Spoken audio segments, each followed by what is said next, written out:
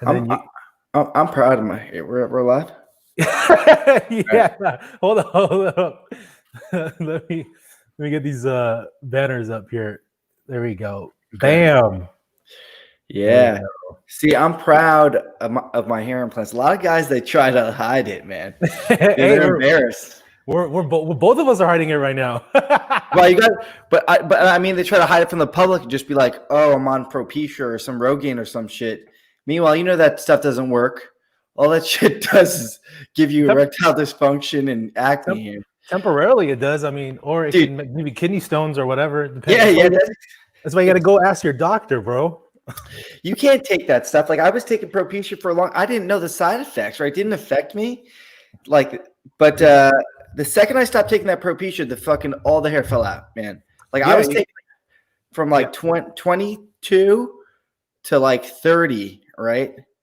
And then I was like, I can't be taking this shit. Right, I got off of it and it all left. How long did it take before it started falling out? Well, it started like happening, right? Like that's when, so probably like, 5 years or so that it finally and then it started becoming noticeable. That's why, but the thing was, I was like, I'm gonna get these hair implants. I got hair implants recently. But I'm going to not tell anybody. I'm just going to be like, because guys try to hide that, but I'm proud because this shit was expensive, dude. I put $8,000, man, for the most expensive haircut of my life. All right, I'm proud of my $8,000 hair. You should have went to the Philippines, got it for $2,000. Yeah, and the same results. Yeah, you go in for hair implants, and you wake up and you leave, and they amputated your arm.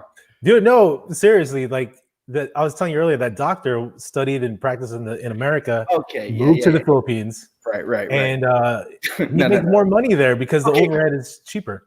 Right, but what about his assistants and his staff, dude? They were just cleaning the Holiday Inn, all right? They were working on the Carnival Cruise Lines, these Filipinos, and now they're his helpers, and they're injecting you with Novocaine. You're gonna be wondering, why do I feel everything? Dude, they're legit. Yo, let's see here. John says, do the Cosby Schwarzenegger. Oh, he wants me to do Cosby Schwarzenegger. Jesus. Hey, can you do 2 hack impressions, please? He wants me to do. Here's this guy. This is my brother-in-law. He wants me to do an impersonation. Who? John? John's your brother-in-law? Yeah. He wants me to do an impersonation of Bill Cosby. Of Arnold Schwarzenegger doing Bill Cosby. Right. All right, go ahead. I'm gonna cut this out. I'm gonna cut this out anyway. Go ahead. I do not want this shown anywhere. Okay. The pudding. Get the pudding. Drink it. It's terrible, man. It's not my creation. I'm just trying to tell you. I told him I'll do it one day. He comes to the show one day. I'll do it specifically for him. And I'm like, man, just so he can see it, no one's gonna laugh. Dude, Cosby Schwarzenegger, Jesus. All right, guys, it is so good. Well, at least John likes it. I know. Well, because he gets a writing credit for that. So funny. Of course he loves it, man. That's hilarious. But what about you? Have you been back on the road? Like you got all these international gigs. Like what are you doing here in Chino? Man, dude, everything we're banned all over the world. Hey, let me intro this really quick, guys. If you're join us right now. This is the ROFL podcast show. This is Rivera on the floor, laughing. I'm your boy, comedian magician Justin Rivera. Thank you for joining us. I'm here with one of my good friends in comedy, fellow Filipino / Puerto Rican. This is MICHAEL QUU, everybody. MICHAEL QUU. What's up, everybody? He's here, funny comedian and producer, right? Producer of multi-talented, yeah, man. Wears many hats. Well, we hope that we can get these shows back up and running again too. Comedy Madness back in full effect. But right, producer Comedy Madness, Full Throttle Comedy too, right? Full Throttle Comedy hasn't happened for a long time. That's the tour you guys all did. But but Comedy Madness is the comedy production company that makes the 100 different cities and everywhere. It's great. But we're back up in Arizona right now, man. You did Tempe with me before, right? No, I've never done Tempe Improv at all. I haven't even done stand up live. I've only done all the other rooms off the cuff. Why? What happened? Would they I give don't you know. all, I just no nothing. they give all your gigs to Piff? Who's the other comedy magician that you got to compete with? Is there a rivalry between comedy magicians where you guys gotta hey, he did my banana peel rings act. You know what? Yes and no. I mean, for me, because I don't really see any other magicians doing work in the stand-up scene, the comedy scene, unless you're like more, famous on TV, like Piff or Justin right. Yeah, because why like, would they want to? They want to make money. They don't want to work for vendors. They want to make money and they want to be entertained unless they book me. Unless they book me. Right. They don't want to work the stand-up comedy circuit and you're paid in trashy girls that live in Nebraska or something. You work the road. You start finding different levels of human beings attractive. You start going, man, she's got all her fingers. This is the best that Lincoln, Nebraska has to offer. Yo, there goes Jay says, I'm here for the hair. Wow. All right. John Pruitt, thank you for the gift. Thank you for giving me my Christmas gift. So thank you, Q. Let's see. Oh, here. Britt said, your eyebrows look really good. Did you get them waxed? No. These are all natural, Britt. So thank you. All natural. You got thick ass eyebrows, dude. I mean, luscious. I like to use the term luscious over thick. See, I look at a guy like you, and it's very clear that like there was some sort of. What does that mean? I mean, no, it's very clear that I understand why there are so many gay Filipinos. And I look at you, and I'm like, bro. I mean, if you just dropped, you got to keep the mask on because if you got sick, you can get out of it looking like, pretty West Hollywood. That's all I'm saying. For the record, I'm not gay, but a lot of gay guys do love me. I tell you that much. Yeah, you got the R&B thing going on, man. R&B, like rhythm and blues, like that's your style. Yeah, man. I guess. Style. With the glasses and all that. This is R&B look. I didn't realize that. Yeah, Filipino Zangief. That's the R&B look. Filipino Zangief. I remember you called me that one time at a show when I started growing my hair out and doing like the sides high and tight. Hey, dude. Or someone called Mr. T. I forgot who called me Mr. T. Yeah. Well, you could do all the styles. This hair, man, it's like you got some Russian or something in your Mongolian. It's funny you say, yeah. Or what's the boxer's name? Triple G. Look at that. Yeah. You see, this is me in Mongolia, and they literally thought I was Mongolian because of my beard. Well, they look like you. Like those three. They all like there's a was that Kazakhstan? That's right. Kazakhs, they got your features. You could tell like that was I mean Kyrgyzstan, dude. They all thought I was Kyrgy or whatever you call them over there. Everyone's got a place, dude. Like you just got to find it. Like if you go to Kyrgyzstan or whatever, who cares what's going around? You're gonna get laid there, bro. I'm telling you, man. Mongolia, the hottest women in Mongolia. I'm telling you, no, I'm dead serious. Mongolia, the women there are like gorgeous. Man. Yeah. No, I'm not even exaggerating. You mean when they're not plowing the field? What did they do in Mongolia? Like that? See, that's a stereotype. You're going off this right here. This was for a TV show. Come on, man. This is like ancient times. What is the last thing that Mongolia has produced besides beef? I know Mongolian beef, and that's it. I mean, they're actually the number top producers of is it silicon or something for microchips or something like that. They produce a lot of stuff for. So whenever I go to Mongolia, I buy their what do you call it, like memory cards for cheap out there. Yeah, that's the place to get them, bro. Justin was trying to do some research on Mongolia so he could get educated for the women he was on Tinder dates with. I did that same thing. Remember, I dated a girl from Finland, and I to study on our date, I looked up everything I could about Finland so I could seem knowledgeable. It took all of 12 minutes, but still, I had to it's like a homework assignment you got to do. Whatever happened to that girl, man? Man, she went back. She went back to Finland. All this, really? But, yeah. I mean, how things. You you couldn't provide the lifestyle she wanted through the Nah, catalog? man, I wouldn't. I wouldn't bow down to her wishes, but I think she's Hey, doing good over there. It's all right. one of my Mongolian ladies popped in on Instagram. Hi, You guys have internet there? bro. They got everything there, man. I'm telling you, dude. This girl in Mongolia, man. She was working this comedy club, and dude, she didn't speak any English, and all I did was communicate with her with emojis because I couldn't speak Mongolian and she couldn't speak English. That's Dude, hilarious. she's gorgeous, man. No, I'm telling you, bro. Like, man, like just their bone structure, like milky skin, bro. Yeah, I'm sure. Unreal, I'm sure they're beautiful. Like They're usually, like porcelain dolls. yeah. I'm sure they're gorgeous there because they got that Eastern European mixed with the Asian thing going down. So I'm sure they're beautiful. So this is what I think, though. I believe that like no matter who you are, this world is so big. There's a place that they got your people are there. You know, where like you can go there and you're like, oh, the women there find you so attractive. Like, so your place might be Mongolia, right? Mongolia, I think the Philippines. I think literally in the whole world, there might only be like 2,000 people or maybe 1,000 women in the whole world that want to have sex with me. It just so happens they all live in Los Angeles, though. So it works out pretty good. you had to play the game in LA for years. Like you had your strategy is so unconventional. This is how unconventional it is. You transition from comedy to magic to get girls. Oh, no, see, let me explain.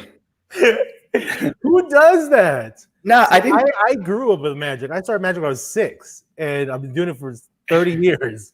And yeah, well, you like usually go out of that. You don't come back to magic. Well, here's the thing. So I'm always interested in magic, right? I'm not like I wouldn't say like I know any magic. Like I would love to. I'm looking for you to teach me tricks. I've been asking forever, but like so you can get laid is what you're trying to do. This is just. I think it's just fun to do. Yeah, you want to show off.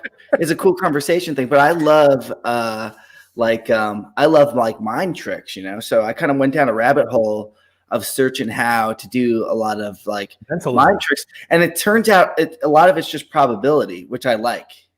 Some of it is, yeah. You know, it's just narrowing down a person's thought process down to only having a handful of options, right?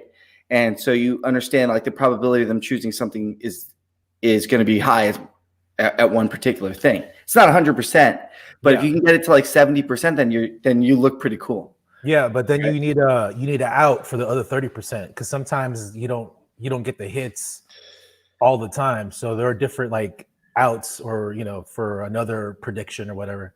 So it looks like you hit 100% every time. See, I'm not that. I see. I don't know that. See, this is what I'm trying. This is why I'm talking to you.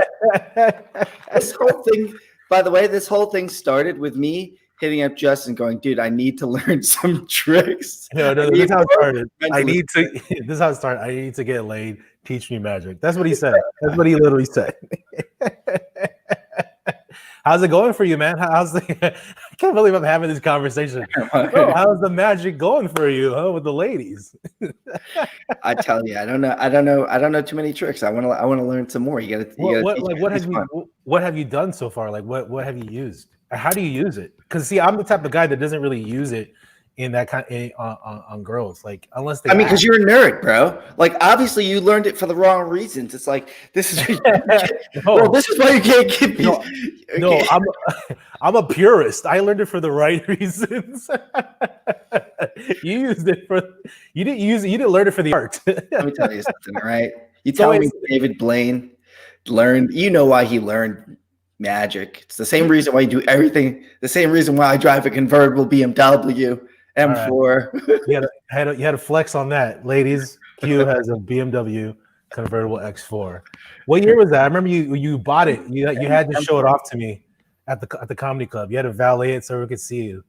Oh yeah, I mean, I just got it a couple of years ago, but I've always had one. Yeah, that was your dream car, right? You told me since you were a kid. Yeah, man. Yeah, since I was a kid, when I was growing up, like when I was in high school, that was the the car that I always wanted back then. Well, then it was like an M3, but they don't make a convertible M3 anymore. It's M4. So I don't care. That's, it's what makes me happy.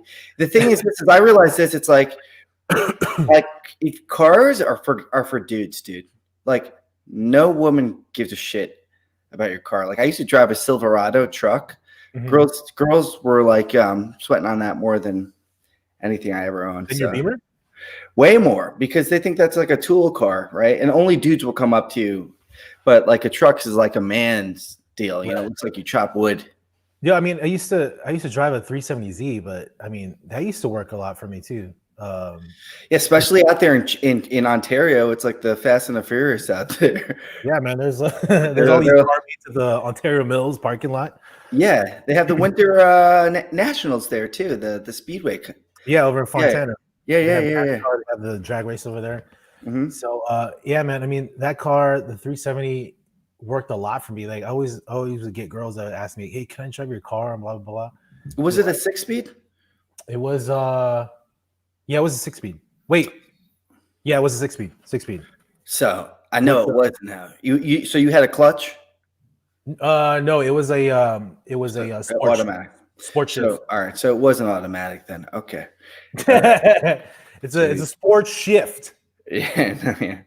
I work for Nissan. All right. There's no clutch. Yeah, we know the kids. We had to make the chick version of that car too. Shut up. So my reputation for driving was so bad back when I was a district manager for Nissan. So I had like the whole territory in like southern. Sales?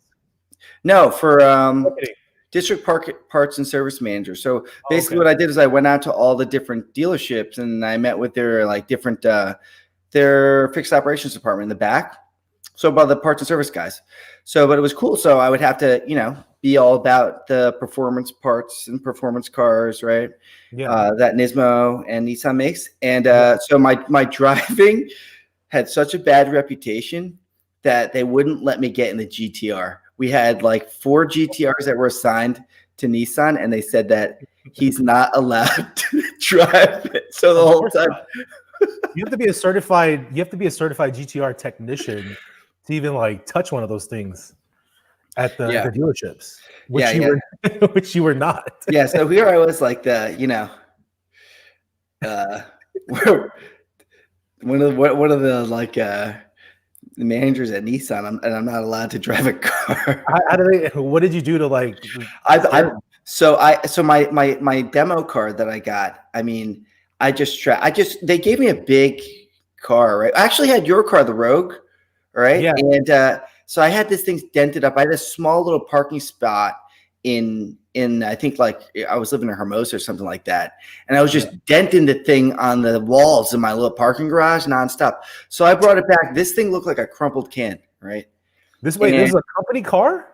It was a company car. And I was so stupid. I was like, well, we make cars, Make another one. We got insurance on this. Tahoe Kel just joined us. What's up, Tahoe Kel? Is she one of your followers? I don't know.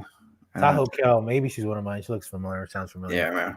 Tahoe Kel, Variety D, who else joined us? Jerry Sylvanic all joined us. Hey, if you guys are popping in, this is the ROFL podcast show. Rivera on the floor laughing. Podcast show. I'm Justin Rivera, comedian magician, and we're live on Instagram and also on my YouTube and Facebook. Mr. Justin Rivera, MR Justin Rivera, and YouTube Justin Rivera Show. Popping in. Who else is here? Robson 5901. What's up, man? Thank you for joining us. Here with Michael Q, funny comedian, one of my friends in comedy. Don't forget the Learn Something New podcast. Don't forget about it. I got the Something New podcast. Michael Q, learn something new. So check it out. So the last episode I had, I got to tell you about this guy. I think this is cool, right? So I interviewed this guy. He wrote this series of books called Brain Rules, and he's a neuroscientist. And we were talking about learning, right? Wait, who is this again? His oh my god, I can't believe his name is John Medina. He wrote the books Brain Rules. There's like a series of toys, kids' toys and books and products called Brain Rules, and they're all New York Times bestsellers. And he said the way we learn is by moving, right? Mm-hmm. And because we were back in like our last evolutionary cycle, we were always on the move. We were being hunted by predators. So you learned as you went. That's how you problem solved. You very rarely stayed in one place. And so I was like, well, then that's strange. How come why do we have classrooms then? Right. And I looked into this, and it turns out the whole reason why we have classrooms is because during the turn of the century, when Industrial Revolution started, they couldn't get people to work in factories because everyone worked on a farm. And they're like, no way you're going to get me to go into a factory and sit down and listen to a boss and get here at 8 a.m., right? That was just out of the question. So they were like, we need to find a way to brainwash a new generation of people. And that's how they started with the classroom. Isn't that crazy? And we're still doing it today. So it's like people don't even realize they're being brainwashed. So you're saying for thousands of years, before the Industrial Revolution, I'm talking like when they had like, Greek philosophers, the library of what is it, Alexandria, whatever that library was. Like, yeah. You're telling me that's all garbage? Like this is like all the people that we study from thousands of years, all philosophers, the mathematicians, the scientists, the astronomers, that basically figured out the basis of Earth as we know it. Hey, listen, Smarty. It's all good. What I'm trying to tell you. You're talking about industrial. I've never seen this or heard this out of you before. Talking about industrial revolution. Well, it's true. Well, because the thing is this. It's the way we learn. So they might have. I mean, yes, you can. We don't know how they were doing lectures, but the modern day classroom where you just sit and you have a teacher give you a lecture, right? And you just sit, and then 45 minutes or an hour you go to another classroom, right? Yeah. That is what is the modern way of learning that was in the last 100 years, that was made specifically to turn people into obedient industrial factory workers. So the time that you're talking about, I'm not familiar with how they taught then, but as far as my research goes, is they were not doing classrooms like we're doing now. So I mean, I get what you're saying, and I do believe you. Yeah, because I mean, it was all manual labor for like forever, right? On the farms, right. Hunting and gathering, self-sufficient. Make your own things. You'd be like it was trade jobs, Right. So you wouldn't. Yeah. So you weren't going to go like sit on an assembly line. So it's crazy that today they're still scoring children, and this is how we teach people, through sitting in a spot. Basically, what I'm trying to tell you is I'm not stupid. All right. It's because I shouldn't have been sitting. All right. I told you I'm not dumb. All right. I don't care how much you said it at school. If you had me moving, see these big hands? They're made for doing shit. Dude, but you graduated from college like me, right? You went to Yeah. I went to CW Post, Long Island University. Out in New York. And then you were a business major or marketing major? I did. I had I graduated with a degree in international finance and marketing, right? So I graduated with 2 degrees, but like I failed out of my first school. I went to SUNY Stony Brook, and I was doing so terrible because I just was not, taking school seriously, that I literally had to transfer schools because I was doing so bad. But damn. So you did graduate with 2 degrees? You're a double major? Yeah, I mean, but that doesn't mean anything. Yeah. I'm just curious because I was a business major. Yeah, I did marketing and international finance. Yeah. Marketing, international finance, and then you went to sales after that, right? Or marketing? Well, I kind of went to marketing because I went right out to. I mean, it's all boring talking about my corporate shit, but I went to sales. I did vaccine sales, and that's where I started to use more magic to sell stuff with all these doctors who didn't know me. Oh, definitely. See, now this is being exposed to the world. Here we go, pharmaceutical sales rep, all right? And he is also a magician, okay? How are you going to be trusting? They all love doctors. I'm sure they do. Because you're magically making appear a Hawaii vacation every time they prescribe some more Levitra, whatever the hell you were peddling over there. Oxycontin, causing the destruction of our society. I'm glad that you infected. Huh? I was selling vaccines. Yeah. Vaccines. We know it happens. All right. Are you going to get the vaccine?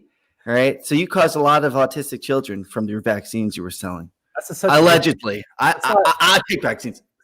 Stop peddling all these These- the misinformation. Two vaccines cause autism because They don't. They don't.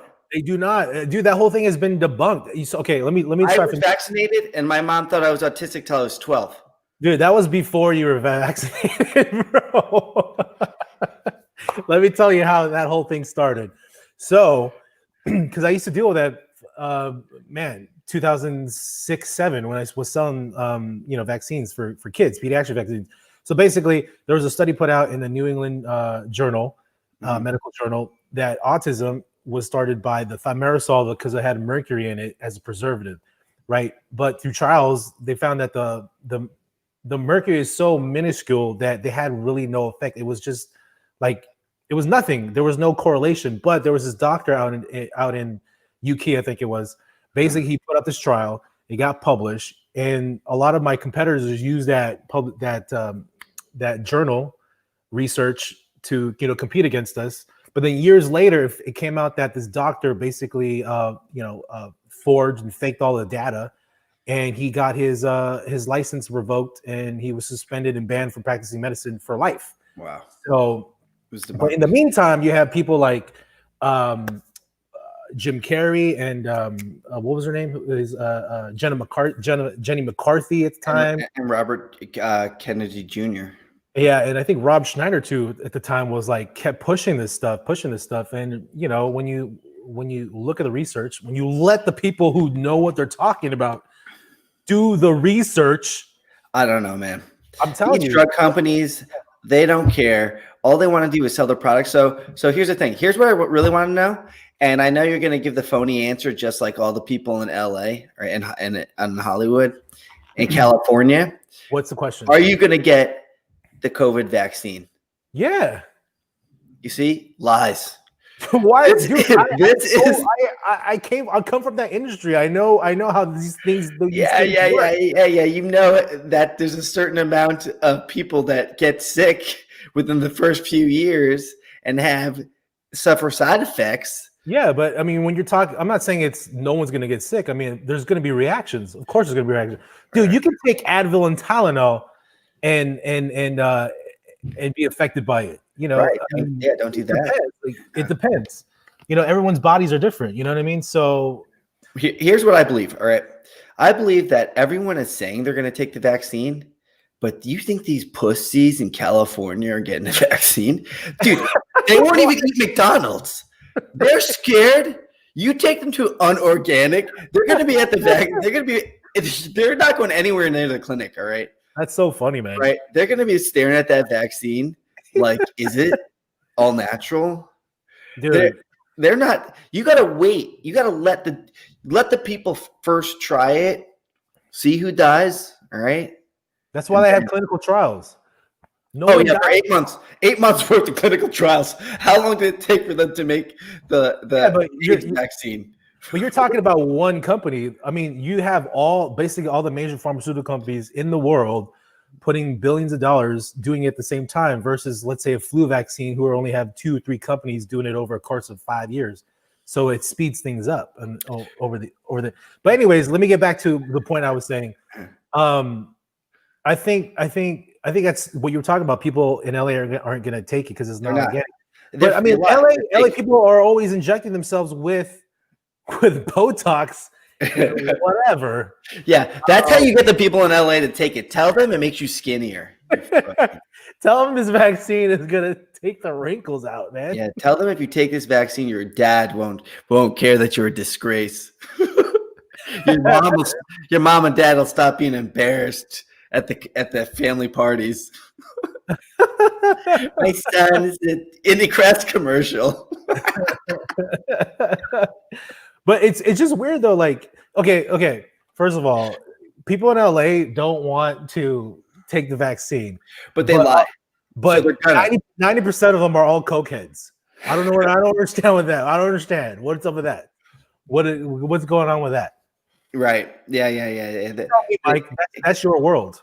They should give the vaccines Make you pick it up from a Mexican dude at 4 a.m. outside of the Taco Bell parking lot, and then they'll take it, put it in a brown paper bag, share the needles. If they got to share the needles with each other and play some EDM music, play Skrillex or some shit, play some Zed while they're doing it. I love this COVID. I love this COVID. Yo, take the vaccine, put it in the powder form, yeah, make them snort it. Snort this COVID. Hey, snort this COVID. You got this COVID? Freeze the vaccine, grind it up like a snow cone, and snort this icy powder. I think that's what they should do. Let's see who people are just joining us right now. We got Ayo Deli Jessie joined us. I think she's out of Atlanta. BB Wonder Woman from Texas. Glamber A. I think you got it though, man. This is the way that we're gonna spread this vaccine. Get people. Hey, make them take it as a suppository. Make them boof it. That's what it's called. Yeah, you know what? I think so. I think the suppository thing would work because I don't know what it is, man. People are talking about anal more and eating ass. That's a thing now. Like that's a popular. Where you been? We're way past this now, dude. This is not 2010. I mean, this is so like past. Dude, come on, it's not cool. Anal's so retro, man. Dude, I posted this tweet. I'm trying to remember what I said about it. Oh yeah. So basically, I was like. So I was having this conversation with my friend, and he was saying how he doesn't want to take the COVID vaccine because he doesn't want to put that in his body. And I was like, dude, like you like to suck on toes and eat ass. Oh my god! And he's like, yeah, but I know it came out. They rushed it. But I was like, dude, you like to suck toes and eat ass on the first date. Yeah. You know what I mean? Like, what is wrong? Like, suck toes. Why is this not? Let me tell you something. Why is that? Yeah. Keep your damn toes away from me. If a girl even shows me her feet, I'm disgusted. There's nothing more gross to me. When it starts to, you ever be, and then the bottom of their foot drags across you and you feel how sticky it is. All I can think of is them walking around because they never wear socks all day long, sweaty, Oh, bro. I'm not into no foot anything, man. Just like I do like them if they're like nice and clean and soft and taken care of. But dude, you just want anything that's attached to a woman, all right? Girls have like just okay. I hate to say it, but a lot of these white girls they love to walk around barefoot. And this is what I'm talking about. Put some slippers on. It's mainly I don't know what it is. I've seen it all over the world. White girls. I've been to like 30 countries. I've been to 46 states. Every time I see a white girl in the airport or out on the street, after a club or whatever, always walk around barefoot. And it's fucking disgusting, bro. And you know what? This is why white girls do it. They call it earthing. It's the process of absorbing Earth's free-flowing electrons from its surface through the soles of one's feet. Oh my god! So this is the only scientific reason why I think white girls love to walk around barefoot. I think it's called the process of not wearing shoes that fit you properly. They just need to get rid of what they're buying. My shoes are so comfortable. I see what they wear. I'm like, why do this to yourself? I know. I mean, it's like, why would you? Why wear shoes like a ballerina? Like, have you seen ballerinas' feet? Like a real ballerina's feet? Yeah, man, they're mangled. Dude, it's like they put it through a meat grinder, or it came out of a lion's mouth or something. But what they do to their feet, because I can respect that, especially because us coming from comedy, I can respect when I see like somebody go through hell like that for their craft, and you see what happens to their body, like because their mangled foot is from years of like just destruction, right, and work at their craft, and our mangled souls are from years of comedy and being put through the grinder and shit gigs and and for magicians, it's the lack of self-confidence and bullying is the equivalent. I want to know if there's any comedy magic bullies out there. That would be Magic bullies. In the magic world, there are a lot of dicks in the magic world, and I don't want to name them here, but there are a lot. You see them congregate a lot at a famous magic establishment. I like to use the word congregate because that's a term that could only be used for a group of magicians. You know, a congregation of magicians. You don't just say a bunch of them. It's a congregation. I was going to say convention, but I didn't want to make it sound too nerdy because there are conventions. When you say congregate, it makes it seem like they all descend from. They magically appear. Come out of the earth. Yo, Lumpia Chef. Hey, Alex Matoto saying, I want to have a staring contest with Michael Q. I don't even know what that means, Alex. Staring contest. Well, first he put, I want to have a staining contest, and I was like, all right. Oh, stain. This guy's lonely in quarantine, but then he corrected himself and said staring. Were you doing an Alex Matoto impression? Was that what you're doing? Yeah, man, doing Alex. I miss Alex, man. He's killing up there, though. Yo, get his lumpia, guys. His Filipino egg rolls. Yeah, those are good. I tell everyone about that. It's in the San Francisco, right? Bay Area, yeah. Lumpia, the Lumpia Company, right? Mm-hmm. The Lumpia, Jalen White, LA. What's up? Thank you for joining us. Alex Brits is still here. Oh, Mariah out in Portland. She's joining us here. BB Wonder Woman. Hey, Dimples. Dude, so we got to tell this story, all right? Because tell the story. What story? Because we were just talking about how hell gigs for a second, about having to go through the grinder and how you get your soul mangled like a ballerina's foot, right? Being a comedian. So remember when we did the Hard Rock the day before Coachella about 4 years ago? Yeah, 2018. Yeah. Yeah. So check it out. So remember what happened where Ocean was on stage. Ocean Glapion was on stage. Ocean Glapion? Yeah, remember, because he was right before you. Remember, he was on stage, and okay. So this room, talk about we pack them in. All right, this room maybe held 300 people. Right, maybe we had 500 people there. Dude, I was like, this place is gonna get shut down by the fire marshal, Mike. I don't know what we did here, but people were sitting Indian style in between seats because there were no chairs. And we were just like, fill them in. You got a ticket. You're getting in. Jesus. It was a wild show. Go ahead. And the drunk girl sat in the front. And I'm actually the one. This girl was so drunk. And she's, of course, in the beginning, you know, she's all talking to me. I'm like, oh, I'm going to seat you right here. We brought her up this way. She's hanging right here. And Ocean starts going into doing one of his bits. It's a little misogynistic, right? And one of the girls starts getting into an argument with him. And he starts clowning on the girl. And finally, he just goes, oh, you know you don't like the hoe jokes because they're about you. And the girl rushes the stage, okay? Rushes on the stage. Remember?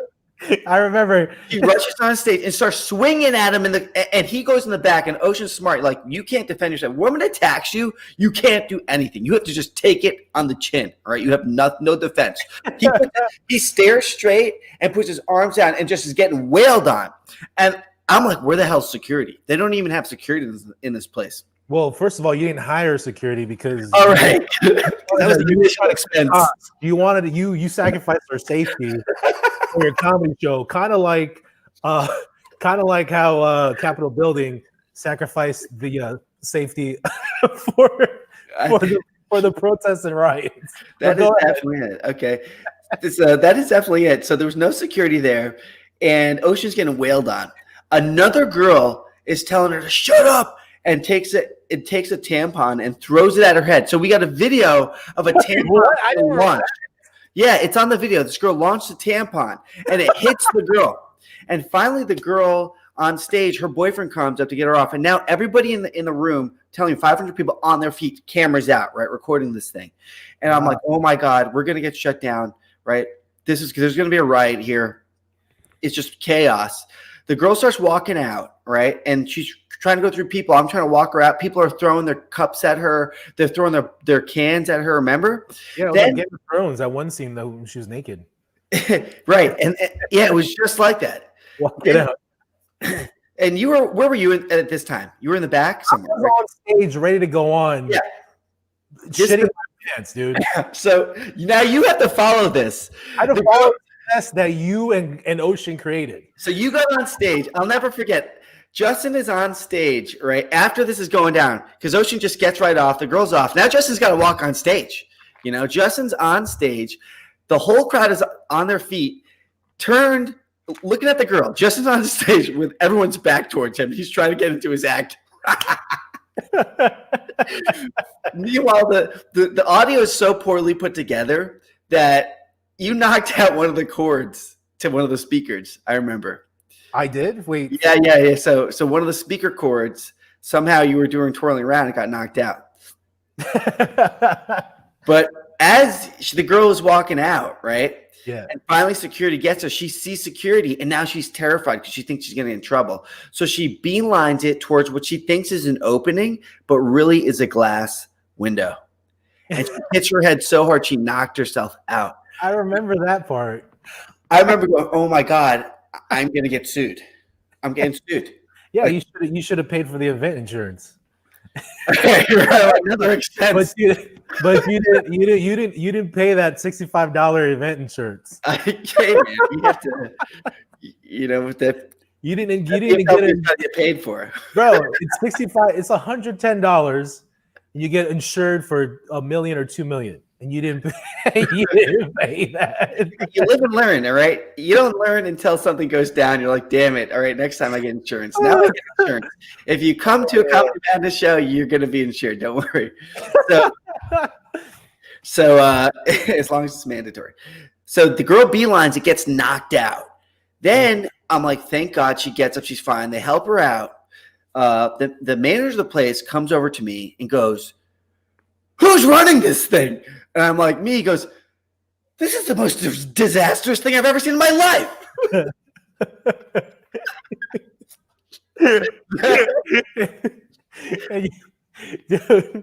And your ex-girlfriend, your girlfriend at the time was running it straight from Finland.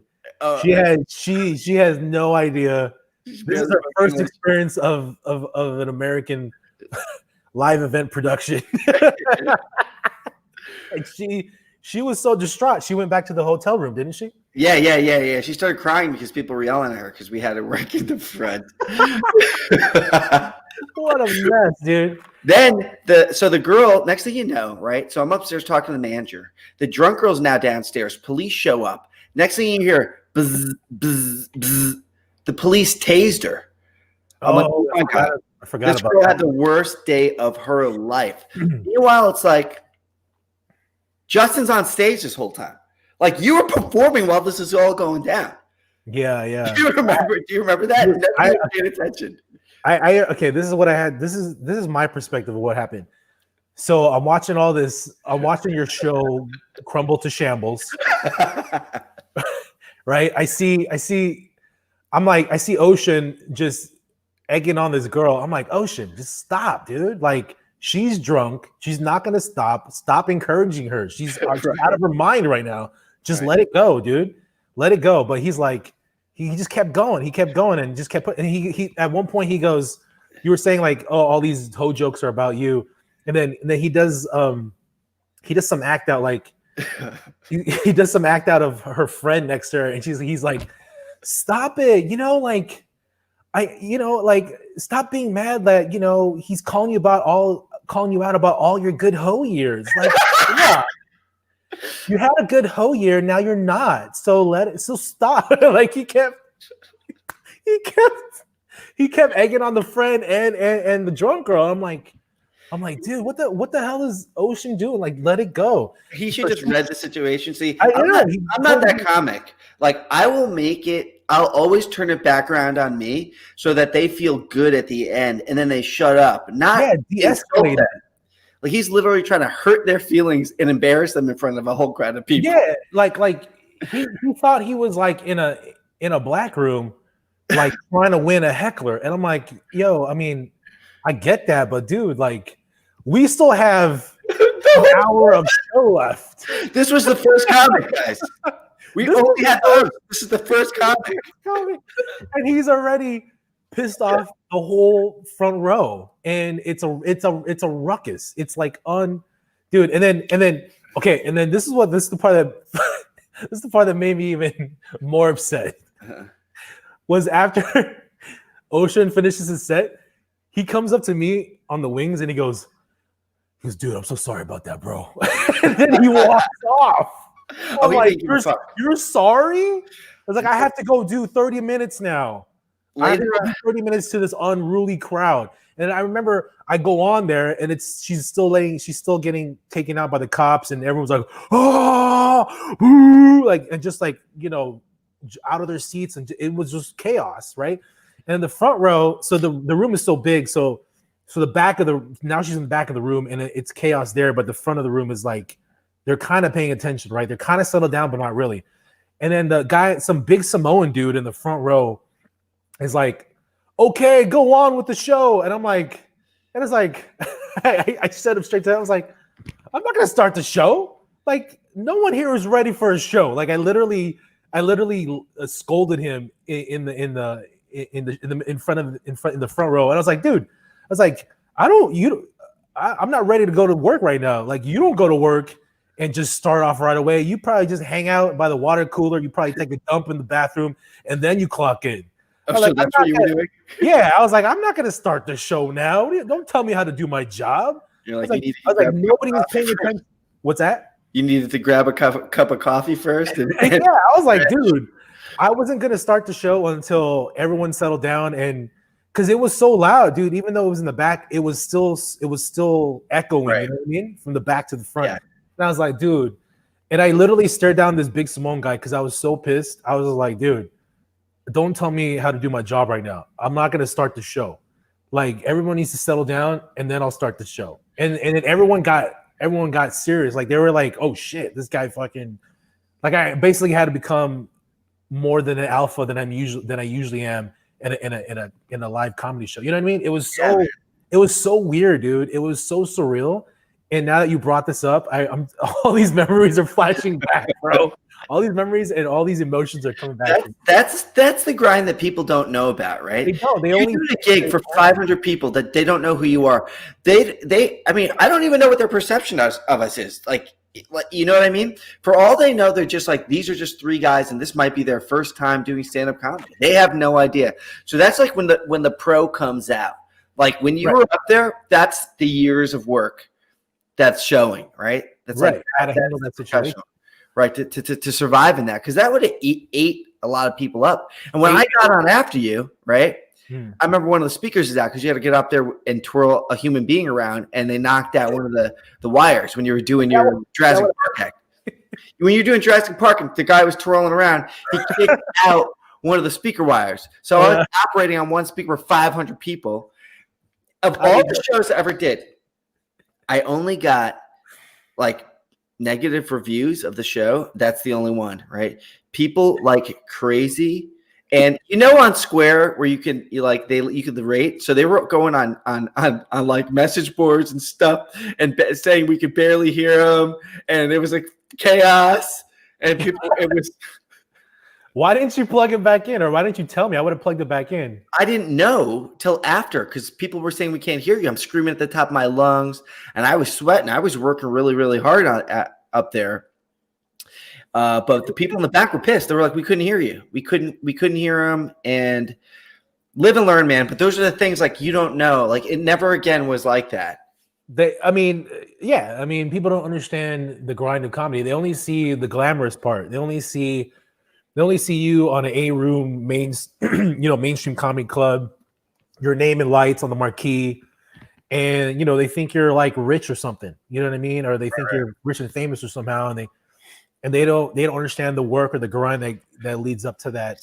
See, I don't think that. I think they default to thinking you're broke as fuck, because everywhere I go at the end of a show, they give you that little like, man, you're good. You got to keep at this, You got to keep at it. One day. Are they paying you here? I had a girl try to tip me. she tried. She's like, "What's your Venmo? I want to tip you." I was like, "Dude, I get paid. You don't have to tip me." She's like, "No, I want to tip you." This girl was 21 years old. She goes, "I know you guys don't get paid that good, so I want to give you like $30." And I was like, "Man, 30? Okay, this is my Venmo." You're an asshole for taking that $30 tip. She No, wouldn't- I would have took it. I'm just fucking around, but I would have took it. You know what the worst time? Now that you mentioned it, I had to do. Okay, so Comedy Palace, San Diego. At the time, they were booking comics, but they weren't paying anybody. So we either had to do a door deal or a tip bucket, right? I never let them do that. With me, I said, take that shit away. Yeah, no. Now, but I mean, back then, when you're trying to get stage time and trying to get some sort of money, you know what I mean? You kind of have to do what you got to do. So, so I'm hosting this show, right? And nothing is working.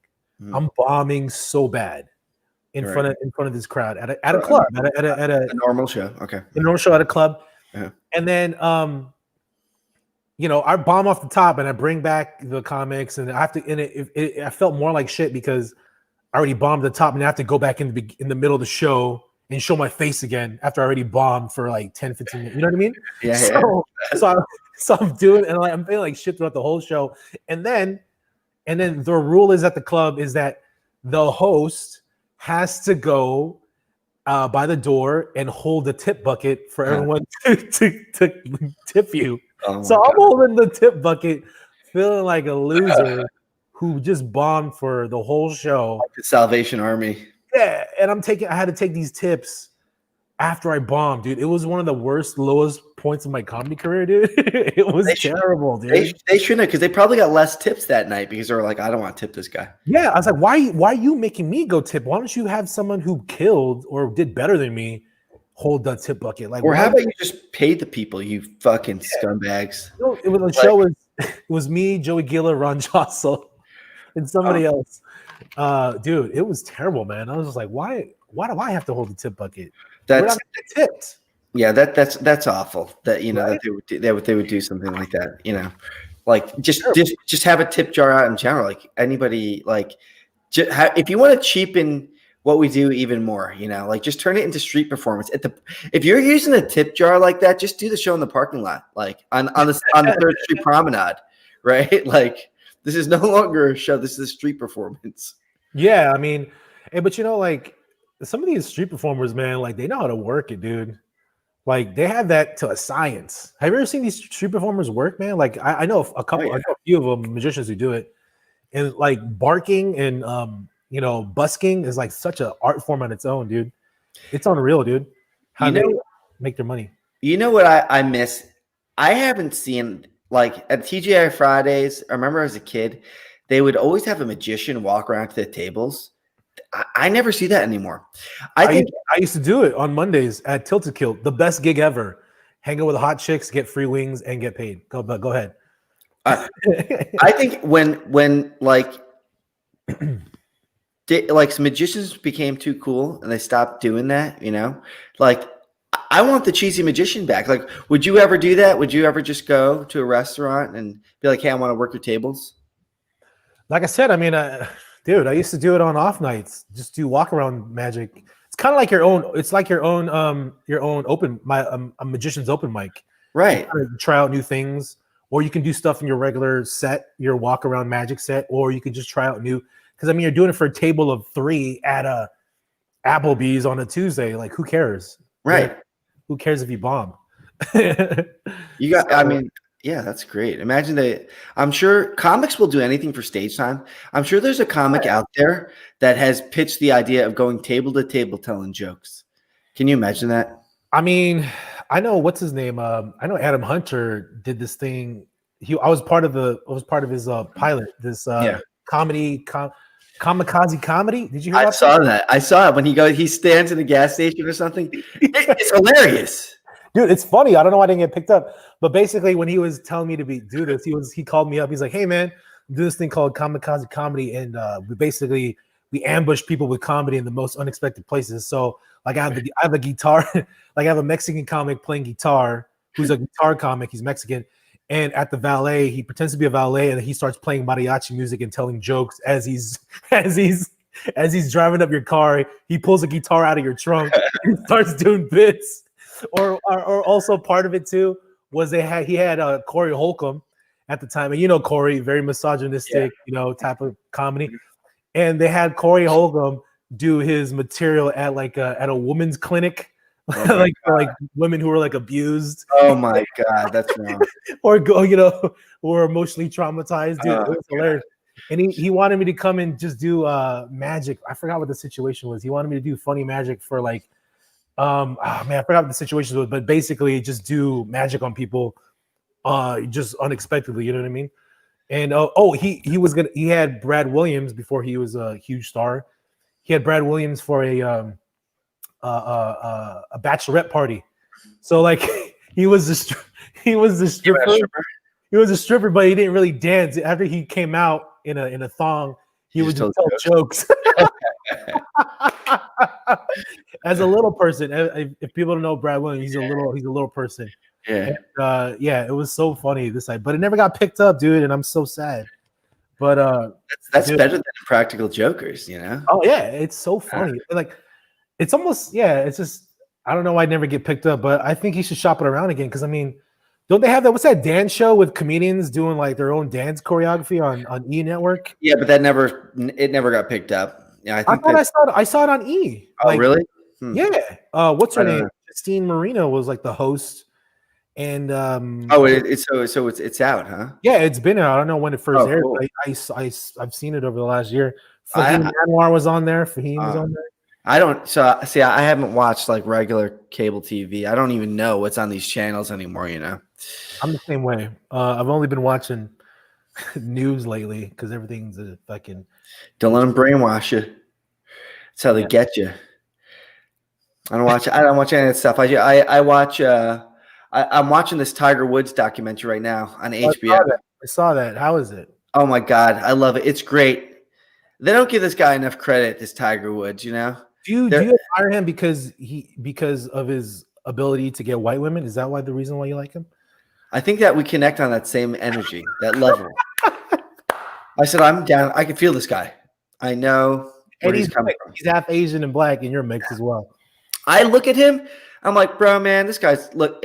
Don't you think he looks more? I don't see a black guy. I look at his features. I'm like, dude, you are like. I see the tie in you. I see like you're an Asian person. Don't you see that? He looks like the mix, and he acts it too. You know what I mean? Yeah, he doesn't. Yeah, I mean, yeah. Because even his dad is, I think, they said is part Chinese, right? So he's got a lot in him. His dad's part Chinese? I thought he was. Yeah. No, he's not. The dad is also part. So I was like, this. That's why he's got those features. But it's a great documentary because you forget about how on top of the world this guy was, right? Yeah. And starting at such a young age, and I'm like, how do they fault the guy?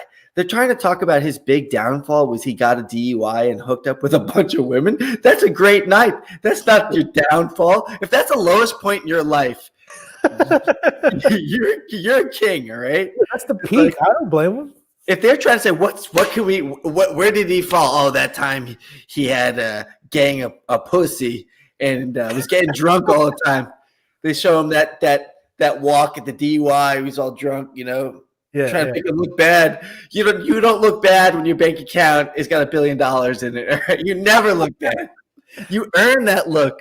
Yeah, I know, totally, man. And like he's at his lowest point. Oh, drowning in pussy. His lowest pussy and liquor. He was his lowest point in his life. From the top to the bottom. No. All right, I'm pretty sure this is close to the bottom right now, right? being in an apartment in West Hollywood and you can't leave. There's nothing going on. This is the bottom. Yeah, everything, man. I mean, like, man, who was that?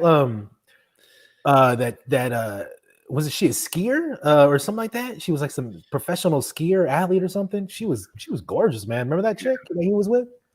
Yeah, man. I mean, he had all kinds of amazing, and he fell off, and then he came back, won the Masters.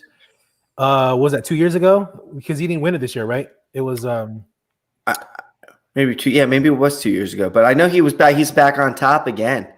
You know. Yeah. Just anybody that could do anything for that long, like the guy's starting at like a year old, Yeah, he was. Yeah, we had diapers basically. Have you seen his son, man? Playing No, golf? sounds good, of course. Dude, they had I guess like a father and son PGA tournament or something like that. Like I don't know. Yeah, I guess for an exhibition or for fun. Or whatever. But yeah, man, this kid, dude, kids, man, another tiger in the making, man. Literally, this guy's gonna be amazing. These people don't know about the level of superstars that we had growing up, you know? Because can you think right now? Because growing up, we had like real, like, do you remember how popular Mike Tyson was? Like how famous he was, remember? He was the man. Or how famous Michael Jordan was, you know?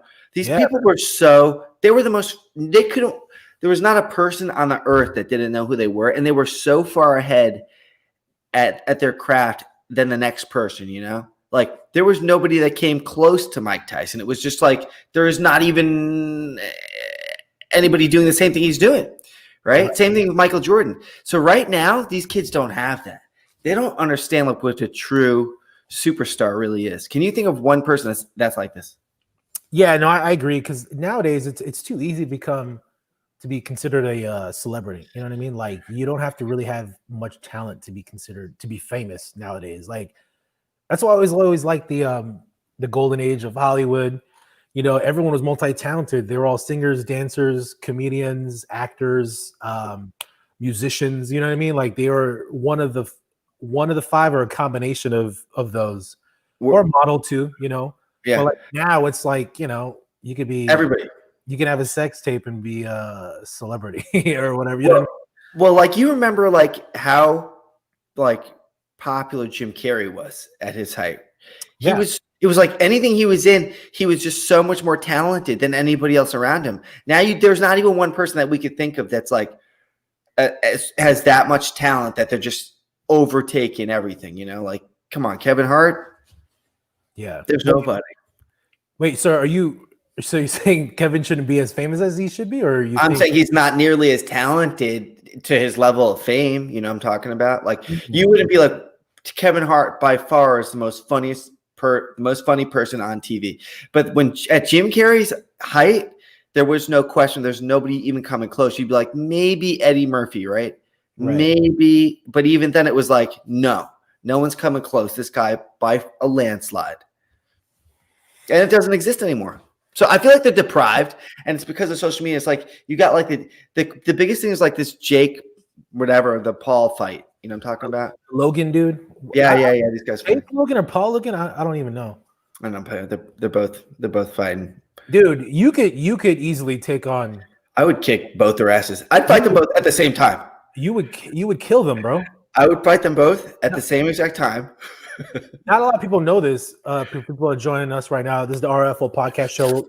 Justin Rivera, comedian magician, Rivera on the Floor Laughing podcast. I'm here with my funny comedian friend / producer of Comedy Madness. This is Michael QUU. Very multi-talented. He's old. Back in the day, he was you were a MMA fighter. Like, well, I mean, they didn't have MMA back then, but I did like what was called no holds barred, right? I just had one no holds barred fight, and then I had to and I kickbox and stuff too. But you know, that's back then. I still box. Yeah, I mean, you can throw down, dude. I mean, show everybody your hands. I got big hands, yeah, man. Dude, turn around this way. Turn around that way. What? Like if you could, if you really wanted to, you could actually learn magic with those hands. I don't think. See. I don't have like a good dexterity with my fingers. I can't. You know. I could like because you could. Well, okay. I think you could because you kind of know rhythm and timing because of the boxing, because of martial arts. You know, you kind of know rhythm and timing because of comedy, and you have the hands to like, you know, hold and palm and cover stuff. You know, so I think you have potential, and that's just my observation up top because I have big hands and like people. I think you're. I got two left hands, man. I think you're a little bit. Yeah, you're a little bit. Smoother than I am. I'm clumsy with these things. Like I wish. I think everybody has tried when they were a kid, tried to learn magic, and then they failed, and then that was it. Like everyone bought the kit, you know, and like I tried, and I could never learn anything, and that was it. You know what I think it is too is that most kids realized this is stupid and they grew out of it. On the other hand, I never grew out of it. I was like, this is cool. So what did you think about what do you think about David Blaine's balloon thing then? What's that? What do you think of David Blaine's balloon ride? Did you watch it? When he would soared over Arizona or whatever that was? Yeah, in a hot air balloon. I watched it. It was crazy. Dude, I honestly thought, okay, because right before that, there on the news they had those reports of people, guys in jetpacks, like a rocket man in a jetpack flying through the LAX airspace. Do you remember that? Yeah. And it happened leading up to David Blaine's balloon ride across Arizona. So I was thinking like, oh man, that probably was David Blaine as a stunt, PR stunt leading up to his stunt. You know what I mean? But it's never been proven. It was just my theory. But yeah, I mean, in terms of that, I mean, I think it's cool because this is what it is. David Blaine, it kind of does what comedian does in terms of material. So like, comics, like we don't want to always put out, you know, our material. We don't want to burn material on the internet, right? On YouTube, you know, we don't post videos of our jokes or whatever, you know. Right. So we do things like, hey, let's do a engaging podcast, ROFL podcast show, Rivera on the Floor Laughing, or yours, Learn Something New with Michael Q, right? No, it's Michael Q, Learn Something New. See, it rhymes. Michael Q, Learn Something New. It's actually like telling me to learn something new, like Michael Q, learn something new. Yeah. Got it. So you're learning, you're not teaching people. Got it. No. Michael Q, Learn Something New, right? So we do these things that are in the realm of comedy to kind of keep an audience engaged. Yeah. Without actually having to put out a special or, you know, post a new joke that we want to save for the live show so people can be entertained and surprised when they pay for an actual ticket, right? So David Blaine is pretty much the same thing. He, you know, he's now he's a magician, he's a he calls himself an endurance artist. I mean he's a daredevil. Yeah. He's a modern day daredevil. He's not the daredevil that, like, he's not an Evil Knievel. He's in that realm of, I'm going to challenge my body to the extreme and see if I can do it. In the meantime, I'm going to use all these stunts to, you know, for publicity and to gain a following, which he's always done. And he wasn't the first to do that. It was actually Houdini who started doing that stuff, like with the straitjacket escape. He would hang upside down in Times Square, wiggle out of a straitjacket, you know, have all the media and the press cover it, and he would sell out theaters. You know, it's the same thing with David Blaine.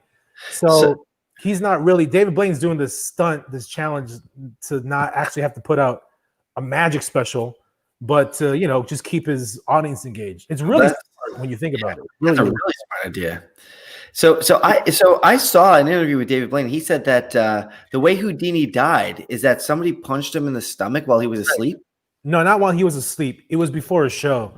So like Houdini used to do this challenge thing where he, like, I could take a punch by anybody in the stomach and I'll survive, right? So backstage in his dressing room, he had this college boxing champion, like famous back in the day. He got to visit Houdini before the show, and he was like, "Hey, is it true that you can take a punch by anyone and survive?" He's like, "Yeah." This boxer punched him when he wasn't ready.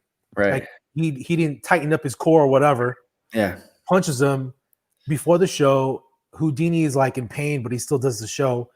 And then eventually he had to go to the hospital after the show. He basically died from internal bleeding. That is a terrible way to die. I know. That's how there's like all these, you know, myths and stories about, like, he died during a trick. It's not true. He died backstage from a punch. Well, here's a cool thing about Houdini. Did you know this about Houdini? So he wanted to prove that psychics were not real. Yeah, his whole life, after his performing career, right? So he had a secret word that he gave to his wife, and he said, "When I die, go to every psychic, the most famous psychics in the world, and see if they could tell you the word." And not one of them could tell him the word. He's like, "If I'm on the other side, I will tell the word. I will say the word." Right. And it never happened. Yeah, so right there, Houdini on the other side, right? Right. So there's no afterlife. Houdini already proved it. Hey, but you know, it's so interesting because, like, the only reason why Houdini did that was because he realized a lot of these psychic mediums or spiritualists, because spiritualism was a big movement back in the early 1900s. Yeah. They were using basically magic tricks to fool people into thinking that they could reach the spirits or the other side, and they were using it for financial gain. Yeah. You know what I mean? So Houdini was like, screw that. I'm going to expose all these phonies and show them how their tricks work, basically, right? See, so yeah. Here's my feelings on that. I think a psychic is no different than a therapist, all right? Like, because they're just reflecting back onto you, right? What you want to hear. That's all they're doing, You talk to a psychic, they're like, yeah, you're going through some pain right now. Yeah, I am going through some pain. It's a loved one. Yeah. Who are you? Family and friend. Yeah, your friend. Yeah. And then cold reading, it's fishing. Yeah, it's the same thing that the therapist does. So I'm like, which one is cheaper when you think about it? Go to the psychic. At least they're going to leave you with some good news. Every time I talk to a therapist, they're just telling me how fucked up I am. They're like, you really shouldn't be having these thoughts. You should go for a walk. Maybe you got to try some Lexapro. Bro, the psychic will never tell you that. The psychic will just be like I'm doing this. I read what you want to hear. Good. That's what you need. You need some positivity in your life. So I got your back. I got your back. I'll tell you what you want to hear so you can come back. Dude, the show that honestly annoys me the most is the Long Island Medium. And dude, I can't stand that lady. I've never seen it, but I'm from Long Island too, and everyone from there is a crook. It's like that's what I was about to ask you right now. That's what I was about to ask you. Go ahead. They make more crooks in Long Island than they do iced teas or whatever it is they make. Because you were born and raised there, right? I'm from Long Island, man. Yeah, I'm a Long Island guy. Yeah, I left my accent in JFK, but yeah, I mean, that's crazy. I'm Eastern Long Island. Mm-hmm. Yeah, you definitely don't have the accent that your sister has, dude. She's got that Long Island. Yeah, like you're gonna start a game of stickball. Hey. Yo, yeah. I mean, I was like, when I met her that one time, we did Caroline's on Broadway in New York. I was like, "This is your sister?" It's like totally. You're like, you two are like so different. Me, my sister, my brother, like they look like they're siblings. Me, I'm telling you, like I want to get the DNA test. I told my mom and dad, I said, I'm getting a DNA test, so we're gonna find the truth. What's going on. So, can you do that Long Island accent for everybody? Like listening right I don't know. Can you do it? I need to have a couple drinks in me for it to. I gotta loosen it up. But I told my parents because I look at my family. I'm by far. I've told you I'm the darkest one of my family. Even my brother and sister. Like here's how dark I am. When I was born, my mom looked at me and asked the doctor, "Are you sure he came out of the right hole?" Like I'm dark for my family. The right hole. That's disgusting, bro. I'm gonna figure out. Yo, the Lumpia Company. Alex joined us again. What's up? Buy his Filipino lumpias, guys. Nathalie joined us. Hey, what's up? Robert Michael still with us, laughing along with us. Oh yeah. That's my man. It's a rabbit right there. Let's see. Britt still thinks I have really good eyebrows. Thank you, Britt. Mm-hmm. Poppy Zach, all the way from Kuala Lumpur, Malaysia. Hey, what's up, Poppy Zach? Poppy Zach, Babery girl. Thank you. Hello. Hey, is this one of your followers? Wolf Mother Gypsy Soul? Is that? I think so. I don't know. Yeah, but let me see here. Robin, I can get back that statement. All right. Let's see what's joined us here. For joining us, watching this RFL podcast show on Instagram Live, Justin Rivera on the floor laughing.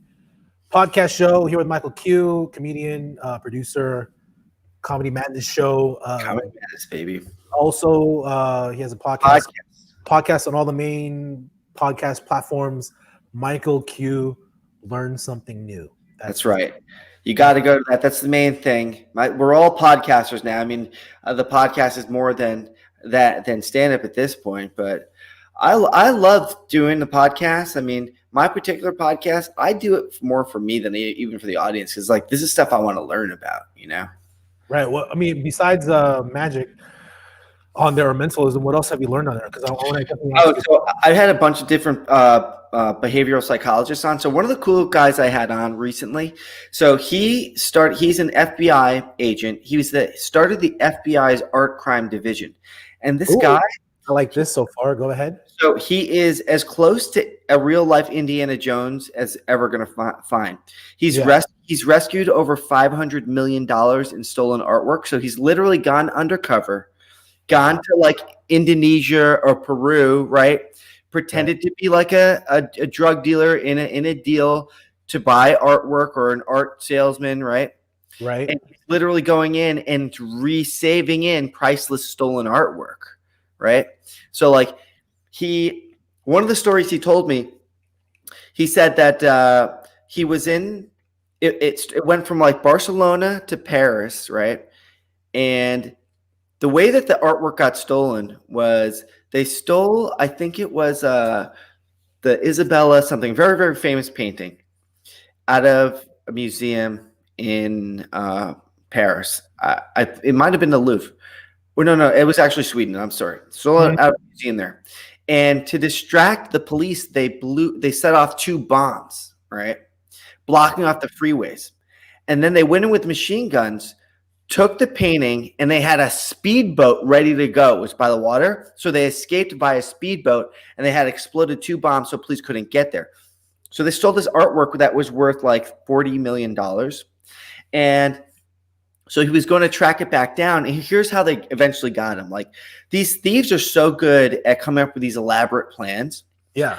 That they forget that, okay, now you got to deal with selling this thing. And who the hell's going to purchase $30 million artwork? It's not exactly something that you can just put on. So it's not, you know what I mean? Right. So you need a buyer for it. So they say that they sell the stuff for usually 10%. So if something's worth $50 million, they're lucky if they get $500,000 for it. Right. It's like, that's the ratio. And so they set up a deal where and it took them years. It took like who knows how many years, 3-4 years, whatever, to finally track these people down. And they had them in Miami, and they rented a yacht. They said, okay, he pretended he was a art dealer, and he was brokering a dealer between him and a Colombian drug lord. And he's like, the Colombian drug lord wants to give this to his girlfriend for a birthday present, and it's going to be on this yacht. We do the deal on the yacht. So he goes on the yacht, and the yacht's filled with models, and like they're literally popping champagne. It's like straight out of Miami Vice. Everybody on the yacht, except for the dude selling the painting, was an FBI agent. The hot models, the captain of the boat, everybody on there was undercover. Was an undercover FBI agent. And I was like, wait a second. Why couldn't you just do this in a hotel room? And he goes, oh, well, we wanted to throw a party and have the government put the bill. I go, that's amazing. So they arrest the guy, all right, then party on the boat. Dude, that's so he tells me all the stories about how he did it. And what I do is I ask him, like, how do you go undercover, right? Because I want to find out more about that. So here's one cool thing I learned. When you go undercover, like, your life is on the line.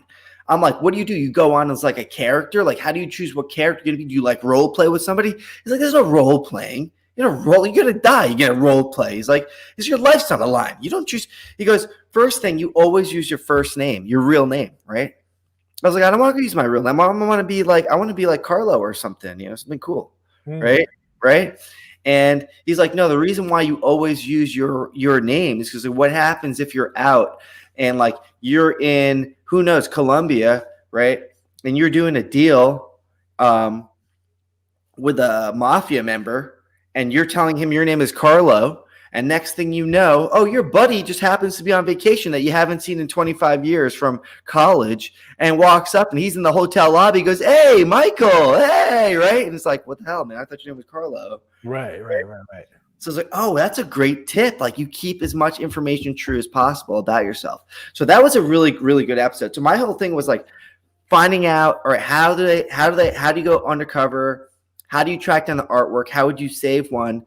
And there was actually one that, okay, besides that, he tells me this.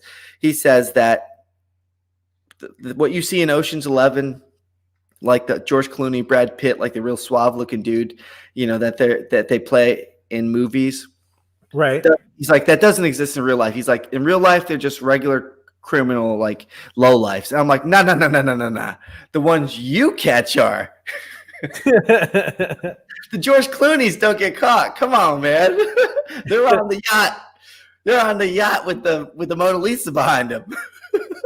And he's like, basically, no, all these that's all bullshit, basically. Yeah, no. I'm like, no, the ones that get caught are bullshit. Come on, the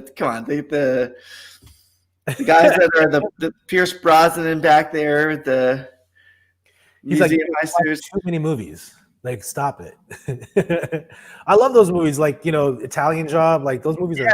Well, they got a new one coming out too, another museum heist movie. You know, they do. Yeah.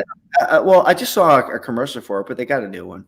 Like I like what was the one with the magicians? How they steal the group of magicians, the movie. Oh yeah, I like that one. Yeah, that was another good one. Now you see me.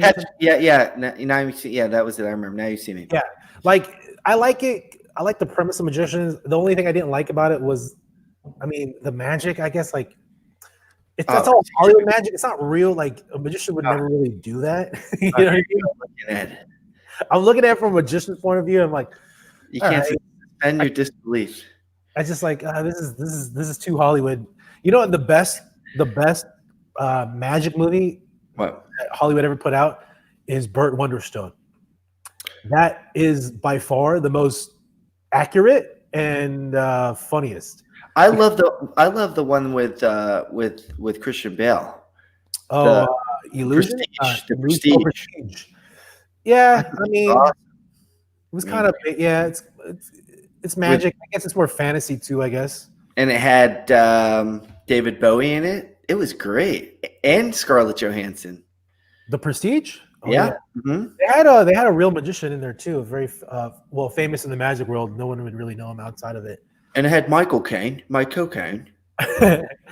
did it go again? They were just competing magicians that they couldn't wonder how they were trying to figure out how he did a double act. Right. And basically he was creating clones of himself at the end of the movie. I'm gonna ruin it for people, but the one guy had a twin. The one guy had a twin, but I loved it, man. That was such a good movie. No, it was a good movie. I liked it. I liked it better than The Illusionist. The Illusionist, like, what is that? Jessica Biel or whatever. And what's his name? The dude who he played the villain in Italian. Whatever happened to Jessica Biel anyway? Remember, like she married Justin Timberlake, and he just took her right off the market. He's smart, man. That guy's like, you know what? I lost Brittany by letting her keep working. He's like, he got Justin Bieber. It's like, nah, in the house. Dude, you're retired. I used to have a huge crush on her when she was on Seventh Heaven, bro. Jessica Biel, yeah, man. That show had so many hot girls there. Beverly Mitchell was on there. Goodness, my goodness. There was an era in the early 2000s where the Jessicas ruled all of pop culture. Hot Jessicas. Remember, it was Jessica Alba, Jessica Biel, Jessica Simpson. There was a time where there was Jessicas were the hottest women. Yeah, in pop culture. That was the actor Robert mentioned. Ed Norton. Ed Norton was the guy in the Illusionist. And right, Edward Norton. Yeah, that was the name I forgot. There's another dude that fell off the map. I mean, Edward Norton made 25th Hour. That was his I think his best movie, or American History X, one of those movies, right? Yeah. And he's just been off the grid too, you know? Yeah, I think a lot of these guys, they go behind the scenes. They either produce or they direct or they write, and they're still making money that way, you know? It'd be nice. Like, that's their version of getting off the road. Yeah, right? Oh, that's so true. Very true. Hey, so were you burnt out of the road last year, right? Because you've been on the road way longer than me. I wouldn't say burnt out, but I do like being on the road. I mean, it's just I like traveling. I like to see the world. I like to eat foods and from all over the place and try new things. You know what I mean? The people on here know about your disgusting food, like where you will just put anything in your mouth, man. Almost anything. Like you've eaten, you'll eat it all. You know, you'll eat crickets. You know, bro. Pangolin, dude. It's this is why we got coronavirus, man. Like. Dudes like you just putting anything it's like hit it over the head with a hammer and let's barbecue it. Bro, I was in Wuhan 2019. Oh God. I was doing shows out in China. I did like 11 city tour in China. One of them was Wuhan. Wuhan is actually a pretty dope city, honestly. Like Oh my God, that tells it all right there. I'm telling you, man. When you think Wuhan, China's a dope Once city. the vaccine comes out and this travel ban is done, bro, I got to hit the road and see the world again because like I do miss it. Like I'm starting to slowly release like travel videos and food videos from. I like them. I like your eating stuff. When you go and you do look at like you find an all you can eat place. Do you Yeah. go to every place if you see it has an all you can eat or like a contest, a steak eating contest, you seek it out and go see if you could do it? I don't seek it out. Like most of the times, like I'll go to a restaurant and they have a challenge, and be like, "Oh, really? That's it?" And I'll just do it. Like it's happened to me. That's basically how I've done all of them. How many have you completed? Mm, the major ones I've done were the 72-ounce steak challenge in Amarillo, Texas. That I mean that like you were able to finish it. Yeah, I did it. I finished it with it. You have to finish within the hour. So you do a 72-ounce steak, a baked potato, a side salad, 3 shrimps, and a dinner roll. You have to finish everything in 1 hour, or you pay $72. Or if you finish it, you get it. The meal's free, and you get your name on the wall, all that good stuff. Shirt, certificate. But how much did you leave on tip, dude? This is what I want to know. Um, Like you should leave $72. Like they just gave you a free meal. I think I left 15-20%. Okay, you left the 20%. 15-20% at least. I mean, Uh-huh. it's still a meal. You know what I mean? They still serve me. Got to help out the food service industry. Yeah, I did that. I did a 5-pound burger in Scottsdale, Arizona. I'm moving there, man. Are you really? Permanently. Well, yeah. I actually got a place there right now. Like you I got an apartment. Yeah, renting out there? I got an apartment. Rent an apartment. Yeah. Wow. So you have 2 places now. Place in West Hollywood's under construction because they got flooded. But So you're in Arizona right now? no, right now I'm in West Hollywood. I had to come back up here. I had some stuff to take care of. But tomorrow I'm in Scottsdale again. Wow. It's great out there, dude. I like Scottsdale. Like that whole downtown area. It's awesome, man. And What's that big place called out there? The Talking Stick or whatever it is. well, we got Stand Up Live and the Tempe Improv are here. Yeah. And off the cuff that's in Glendale. Well, there's one called Stir Crazy up there. Yeah, Stir Crazy. I worked it, but That's not in Scottsdale. That's Glendale. And then they have House of Comedy there too. And then they also have another comedy club called it's just called Copper Blues, which is their live. What they do have. So there's like literally 5 or 6 comedy clubs there that are open. Yeah, I remember at one point, I want to say 5 years ago, Arizona had so many comedy clubs. They used to have a Laugh Factory there. Yeah, Laugh Factory. I did that one time. They have what else do they have out there? They have a lot going on. Yeah, stand up. So they had Stand Up Live. They had Tempe Improv. They have so now they have Copper Blues and House of Comedy. Stir Crazy. Stir Crazy. I know if you go to Tucson, or is it Tucson? They have, what is it, Laughs Cafe, Comedy Cafe, whatever. See, Drive.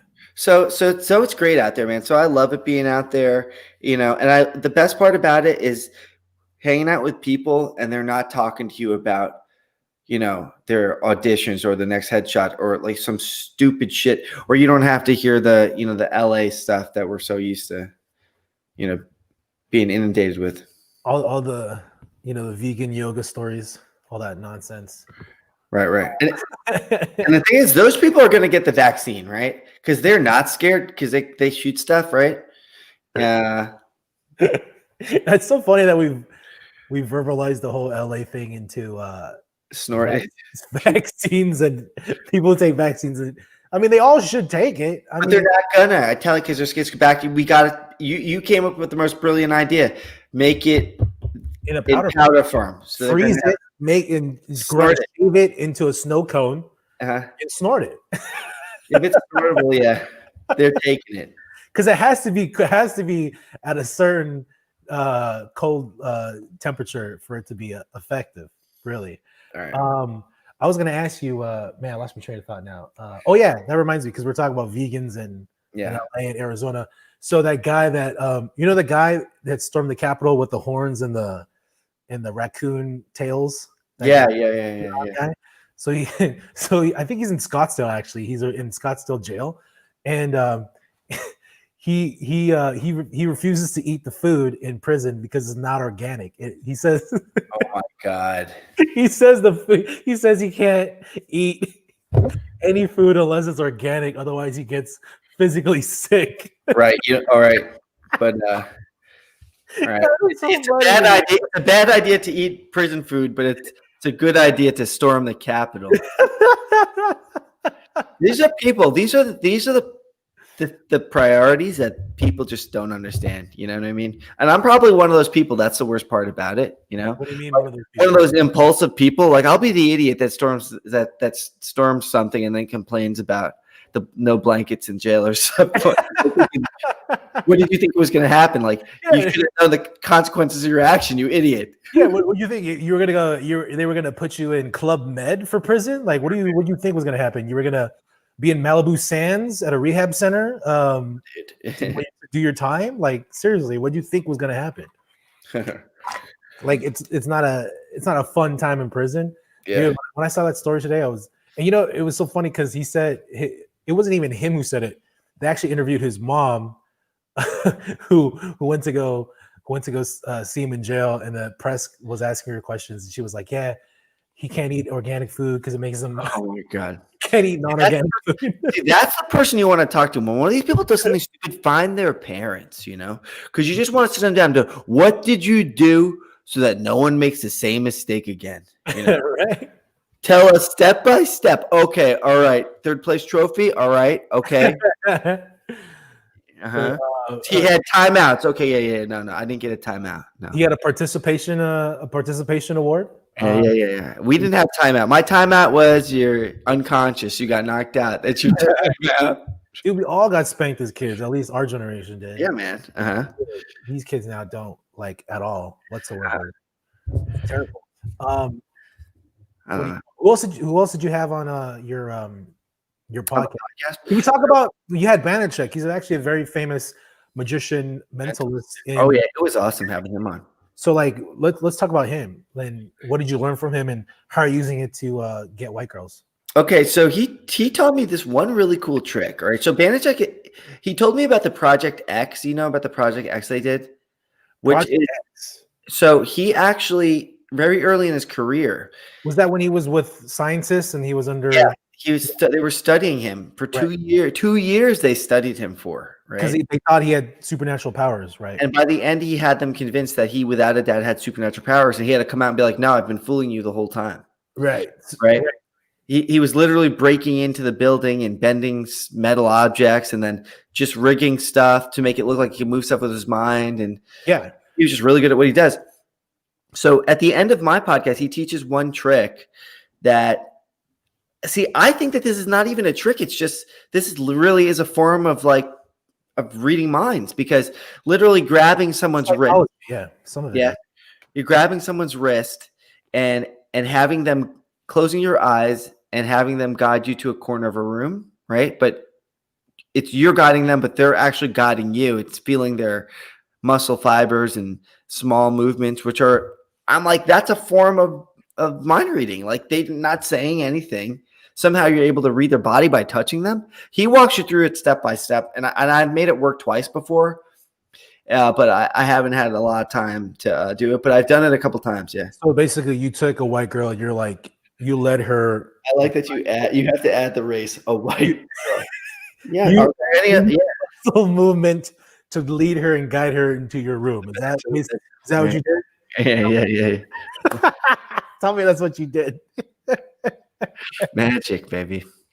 That's cool, though. I mean, that's cool that you actually pulled him on your show, because I was actually surprised you got him. I was like, dude, how much did you pay him to be on your show? Because he's like, we've got consultant for Chris Angel. Like, that's how big he is. Yeah, he's huge. I know he's huge. But I've had a lot of huge people on, a lot. Who else is huge that's been on your show? Well, the thing is, the people are big in their field. Yeah. So, like, what other fields and what other experts have you had? Besides the FBI agent and I had two FBI agents on, right? So one of them was the one I told you about, who's the head of our crime, which is a big deal. There's a movie coming out about his life. You know, he's got a book called Priceless, and it's got it's like a New York Times bestseller, and he's literally has a movie coming out about his life, right? wow. What's his name? His name is oh man, I can't remember the name, but you're gonna have to look on the podcast. But the thing was I had another FBI agent on, and he wrote a book called The Like Switch, and this guy was actually one of the heads of interrogation for the FBI, and he wrote a book about what the FBI uses to get people to admit guilt, right? So he would literally catch international spies and get them to turn on their own countries and become spies for America. I'm like, well, how the hell you do that, right? And it's all about playing games. He's also a behavioral psychologist, and he teaches about like different nonverbal cues that people use and you don't even know. One of them was really cool. He told me it was the lean of the head, right? So like, you ever like see somebody, no? Yeah, or either way, right? But yeah, a lot of times you lean it like this way, right? Or they look up to the left. Oh, that's a different thing. But the up to the left is like a lying sort of deal, like, because that's a part of your brain that is making stuff up, and the right part of your brain it's direct to memory. You know, so the creative, and that's direct to memory. So so when you expose your carotid artery like that, that means somebody likes you. So when you're talking to somebody, it could be male or female, and you see them like this, and they're like listening like that, they're actually interested in what you're saying there, and they're paying attention. You know, because what they're doing is they're showing I'm not a threat because you're exposing your carotid artery, because that's a kill shot. So if you look at a dog too, and a lot of times a dog looks at you, he'll go like that. The dog likes you because it's a thing that mammals do. I've seen dogs do that. Right, because you're supposed to, because you want to protect your neck. You know, it's like what Wu-Tang said. But that's interesting. So this guy, if he's, so the body language is what you're saying. If you're exposing your neck, that's one of the, he's on. Another one he's telling you is a good tip he shares is that 70% of communication, human communication, is done over food, over meals. So if you want to get someone to like you, I communicate a lot. Exactly, over food. So you're the best communicator I've ever met. I mean, look at this: 72 ounces of communication. You're like, you're now. Oh man. So if you want to get someone to like you, that's why you take a woman on a date. You have dinner, right? Because it's communal. You're talking. So it's a thing as humans that we're automatically connecting this person because we're sharing a meal together. Another subconscious thing you could do is have them try some of your food, because when they eat your food, it's saying, "I trust you." In your brain, in their brain, no matter what, you're telling them. They're saying, "I trust this human because he could be poisoning me," right? So it's a common food is a common denominator of humanity, basically. But even beyond that, so if I have you take a sip, right? Like let's say you're a woman, right? And you know, I take my drink. Ooh, this drink is real. This is good. You want to hear it? Why don't you try it, right? So you give him use the straw, go right ahead, right? That could be poison in there. So them drinking your food is in their brain. They go, "We like this human. We trust," right? So it's a nonverbal action. It's a subconscious thing that you just did to their mind. So it's he has a whole book on this, and I did a lot of research behind the scenes too to kind of fill it in. Because in my podcast, I don't let I've had interviews where I just scrapped the interview because I couldn't validate anything they were saying. Like who? Like what were they? Give us an example. So I had a lady on, and she had a big company that did, and she has a big, very popular TED Talk, and she has a company that did personality tests and broke down people, and they sell these things expensive. And when I was asking questions, they were giving all these reasons why that they have different personality archetypes and what they mean and what that means for you. And I go, well, what's the science behind this? Right.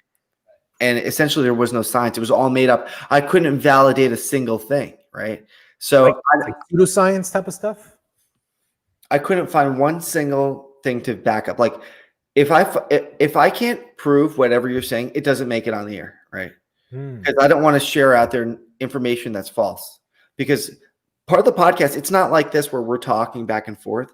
It's somebody, I have an expert on, they're saying something, and in between, I am sharing the research that I found based on maybe something that you say that puts me on a tangent or that makes me think of this, and let me find this. I found this study. So things that correlate. So if I can't find it, if it's not true, it doesn't make it on. So I've had that happen a lot. Wow. Yeah. How many times would you say? Well, a lot, 3 times. I mean, 3 or 4 times. Yeah. And it's someone who has a personality. What were the other 2 guests? Like, what kind of industries would you say? Where did they come from? I have a lot of psychologists on. You know, I did have one guy on that was so this is not a big guy that's big in his industry. So he's the person that created the paleo diet, right? Oh, okay. He's the president of the paleo diet, which is an actual company for Dr. Lauren Cardane's the guy that started it. And Lauren Cardane, he is retired, and his president of his company and who is trained directly under him is this other guy that I interviewed. And he shared a lot of great knowledge, but there were some things that I just couldn't validate. Like one of the things he was trying to say, because the big thing in the paleo diet, this episode was on nutrition, was that they, you know, when you hear someone say eat like a caveman, what's the first thing you think? Cavemen die early, right? Why do I want to eat like them? Yeah. Right. So their big thing is they go, no. Cavemen actually lived as long as we live. It's just that they included infant mortality in the findings. So like they had a high infant mortality rate. So if you have a bunch of people living to 80 or 70, but then you got like 25% of your population's dying when they're a month old, then of course, like the numbers are now 35 years old. Right. So I was like, oh, well, that I guess that makes sense, but I couldn't find one thing to validate that. Right. And it was all the opposite. It's like, no, we're finding we have plenty of evidence that people died at 40 years old at that time. And then another one, he was like, well, they just didn't have the diseases we have now back then because their diets were so clean, right? They didn't have cancer, and they literally have plenty of caveman bones with cancer, you know? And they only went to 40, so they were getting it earlier. So whatever you're doing is wrong, bro. That's funny. So there was a guy on. I did keep his on though, but I cut that stuff out that I couldn't validate.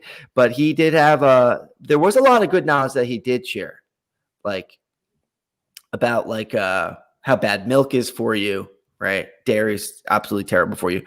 But one thing that I found was is that so you can't drink. So you know, milk is just bad for you. It's filled with hormones because it's made for a baby. You shouldn't drink milk. Yeah, I even heard some of these kids who've been drinking milk in the last few years, like they start to like develop body hair or like hair around the nipples because of the. See, I need that milk. Whatever that milk is, I need. I don't have it. I got nothing, man. Why can't we drink milk and it just sprouts hair on our head? Like, why doesn't that happen? Believe it or not, I could grow a pretty thick beard, dude. Just like you, I could grow a thick beard. But I see you with a beard. I wonder why you don't do it as often. I shaved on Monday and I'm growing it back. Bro, you look so much more Latino or Puerto Rican with that when you have a beard on. Yeah, I'm growing it back. I'm growing it back in. I represented myself in court today. So I'm a good lawyer. You went to court? And I represented myself. Does this have to do with your ex-girlfriend? No. I went to court today. That's something else. I went to court today. I had a company that it's not a company, it was a cafe that I was looking to buy, right? And I walked away from the deal. And that slum lord, right, scumbag landlord that I walked away from trying to sue me, saying that I'm responsible for the term of the lease, right? Meanwhile, the reason why I walked is because the guy tried altering the contract after it was signed. I was like, I'm not doing the deal. I can't trust you, right? 3 months later, I get a summons. He's suing me for this. So I'm looking into it, and I'm like, well, you know, the lawyer for this is so expensive, you know, and they say like there's a good chance you'll lose anyway. Well, if I'm gonna lose, I'd rather lose on my own. And at the worst case scenario, I just learned how to be a lawyer. So today was my first day as a lawyer. and I have a trial date scheduled for the end of the year, December 27th. I'm taking people to trial, bro. I'm not surprised. I mean, like, first of all, you're not paying for a lawyer. No, right? I don't You, pay you, for never, you never paid for security guard. security at the show at the Hard Rock. You didn't pay for event liability insurance. So I'm not surprised. You're not For a lawyer. not surprised. Like, this is how much you don't even want to pay for something. You don't even want the free public defender. Like I'm gonna do it myself. Your Filipino and your Puerto Rican side kicked in overtime. Right. Puerto Rican side is what got me in the first place that has to get to Oh man, go to court to begin with, and the Filipino side is the one that came up with the scam. that's hilarious. Yo, we have some people dropping in. Lex Laird. Yeah, What's up, Lex Laird? Is she one of your followers? I can't tell. Lex Laird, what's up? She's from Montana. Hi, Lex. Yeah. I gotta go out visit Lucas Sealy in Montana. He's there right now. Yeah, is he out there in Billings? Right. Yeah, he's got I love Montana. I went to Montana one time. It was amazing. I only been to Eureka, Montana. It's beautiful out there. It's right by the border of Canada. By I think it's the province of was it Manitoba? I think it was, or something like that. You know what stops me from going into Montana is that the flights are so expensive. It just it's like literally $800 to a flight to go. It's like, all right. No one goes there. It's not like a hot destination. You should drive there, honestly. Yeah, let me go to Europe or go to Montana. $800. Yeah, stupid. Dude, one of the worst drives I ever did on the road was driving from Eureka, Montana, all the way to Grand Forks, North Dakota. The worst drive ever, bro. Just nothing but flat plains, and dude, it's just flat and just How long? Dude, it took me like, man, I want to say a day, dude, because like I couldn't do the drive. Like I kept falling asleep, and it was late at night. There was a storm coming. There was a lot of wind. It was so dark on that highway. There wasn't any like lights there, bro. This is how bad it was. It was so windy. I was driving. Off in the distance, this thing that was like coming towards the car, like it looked like a bolt, as big as a boulder, coming towards the car. And I was like, that's not a car, or I don't know what that is. You thought it was a UFO? No, I thought it was a bear charging the car, bro. Like I thought it was a bear running at me. And I realized I was like, there's no bears out here. Like on the freeway. Bro, as I got closer to it, it was a freaking tumbleweed taller than my car. Okay, so you had the Rogue. Yeah, it was like a Rogue, bro. Wow. Tumbleweed, and it just hits my hood, bounces off. I'm like, dude, I freaked me out, man, because I thought it was a bear charging me. I was like, holy shit. It was insane, man. Yeah, it was crazy. I'm speaking of bears. I had this happen once. One time, a girl I was dating, dude, I went visit my brother-in-law, my sister. They got this lake house in New Jersey, and it's like a rural area, and we were going for a jog. Yeah. And you know who this girl is, blonde whore. So huh? Say her name. I don't want to say her name, but you know who it is. You were there. So I was. Okay, tell the story. So you weren't there when this is happening, but you know her. So we were going for a jog together, and on the jog back, we stopped and we were in the woods, and we're looking into the woods. I'm like, oh my God, what is that back there, right? I'm like, look at the size of that dog, right? And before I could say, oh my God, it's not a dog, it's a bear, right? Before bear could get out, I turned. She had already bolted. So she didn't even tell me she was going to run. She sprinted so fast. She had about a 50-foot head start on me. She was just, I mean, this is how I should have, right there, I should have known, like, leave the girl. But, I have no self-esteem and I stay. Dude. So she subscribed to the idea of, I don't have to be faster than the bear. I just got to be faster than you. Okay. I was like, oh, you don't remember one thing though, right? Brown, I got the Mowgli factor happening, right? No, Brown, no, bear, right? I'll be riding that bear towards you. Dude, that's insane, man. Where was this at? It was in New Jersey. It's some, I think it's called Lake Hapatong. I don't know what it is. Some Native American name. It's one of those Native Americans. But yeah, they had a bear. It was I think a brown bear is a scary one, so this was a black bear, right? But either way, it's a bear, and the thing, it was almost my height on all fours. It had to be, so the thing was huge, right? And luckily we didn't get no trouble with it, or it'd be me versus the bear time. And I'm really clever. That's insane, man. See, that's the thing. Like, you should have. This is what you need.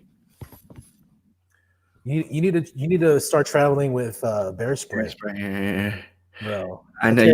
I carry this everywhere I go now. That doesn't do anything. You spray me with that right now, I'll walk it off. Bro, no, you won't. Have you got it on yourself before? Dude, I had an accidental overspray. Not even my face, just the overspray. Dude, it was terrible. What happened though? The thing dropped, and then it had a tip, like a needle point tip size hole, and it just started spewing because it's under pressure, and it was like. But what happened though? But you didn't get. But how did it feel? Dude, you can't breathe. Like, you start tearing up, you start choking. Like, it's terrible, dude. See, that's not. But you didn't go down, like. Dude, but that was the overspray. Like, it wasn't even directly in my face. That was just the spray, and the wind caught it, so it was like less concentrated. So you think if you could get that on a human, it would take him out, like a 300-pound dude? Dude, easily. You can't fight what you can't see. Right. So, I mean, dude. At that point, carry a gun, man. What's that? At that point, just carry a gun, dude. And pull out the bear spray. Pull out a rifle, man. Everybody's wondering what that is. It's bear spray, guys. Fully functional 23. That's his cologne. Well, why do I have this in the house? Because we actually have a lot of home invasions over here. And Justin uses it as a seasoning, okay? That's the type of animal he is. Francine Hong was wondering what her name was in your story. Can we tell her? Can we tell her? Huh? In the bear story, can we tell her name? No, I don't want to tell her. I don't want to give her name. All right, we'll put her name out. But just so you can't try. Can you believe she left me? Man, she left you. She left you. Like, for bear food. That is like. I would at least be like, hey, let's go. I thought you meant she dumped you. She left me. No, or you talking about the bear? She left you to get eaten with a bear. Yeah, that's worse, dude. I mean, leave you to get eaten. Like, at least the tap. Hey, we're running, right? I would do that. We're running. No tap. She was out. She and her head knew, okay, if I get 50 feet, if I get a clearance enough, the bear's going to eat him first.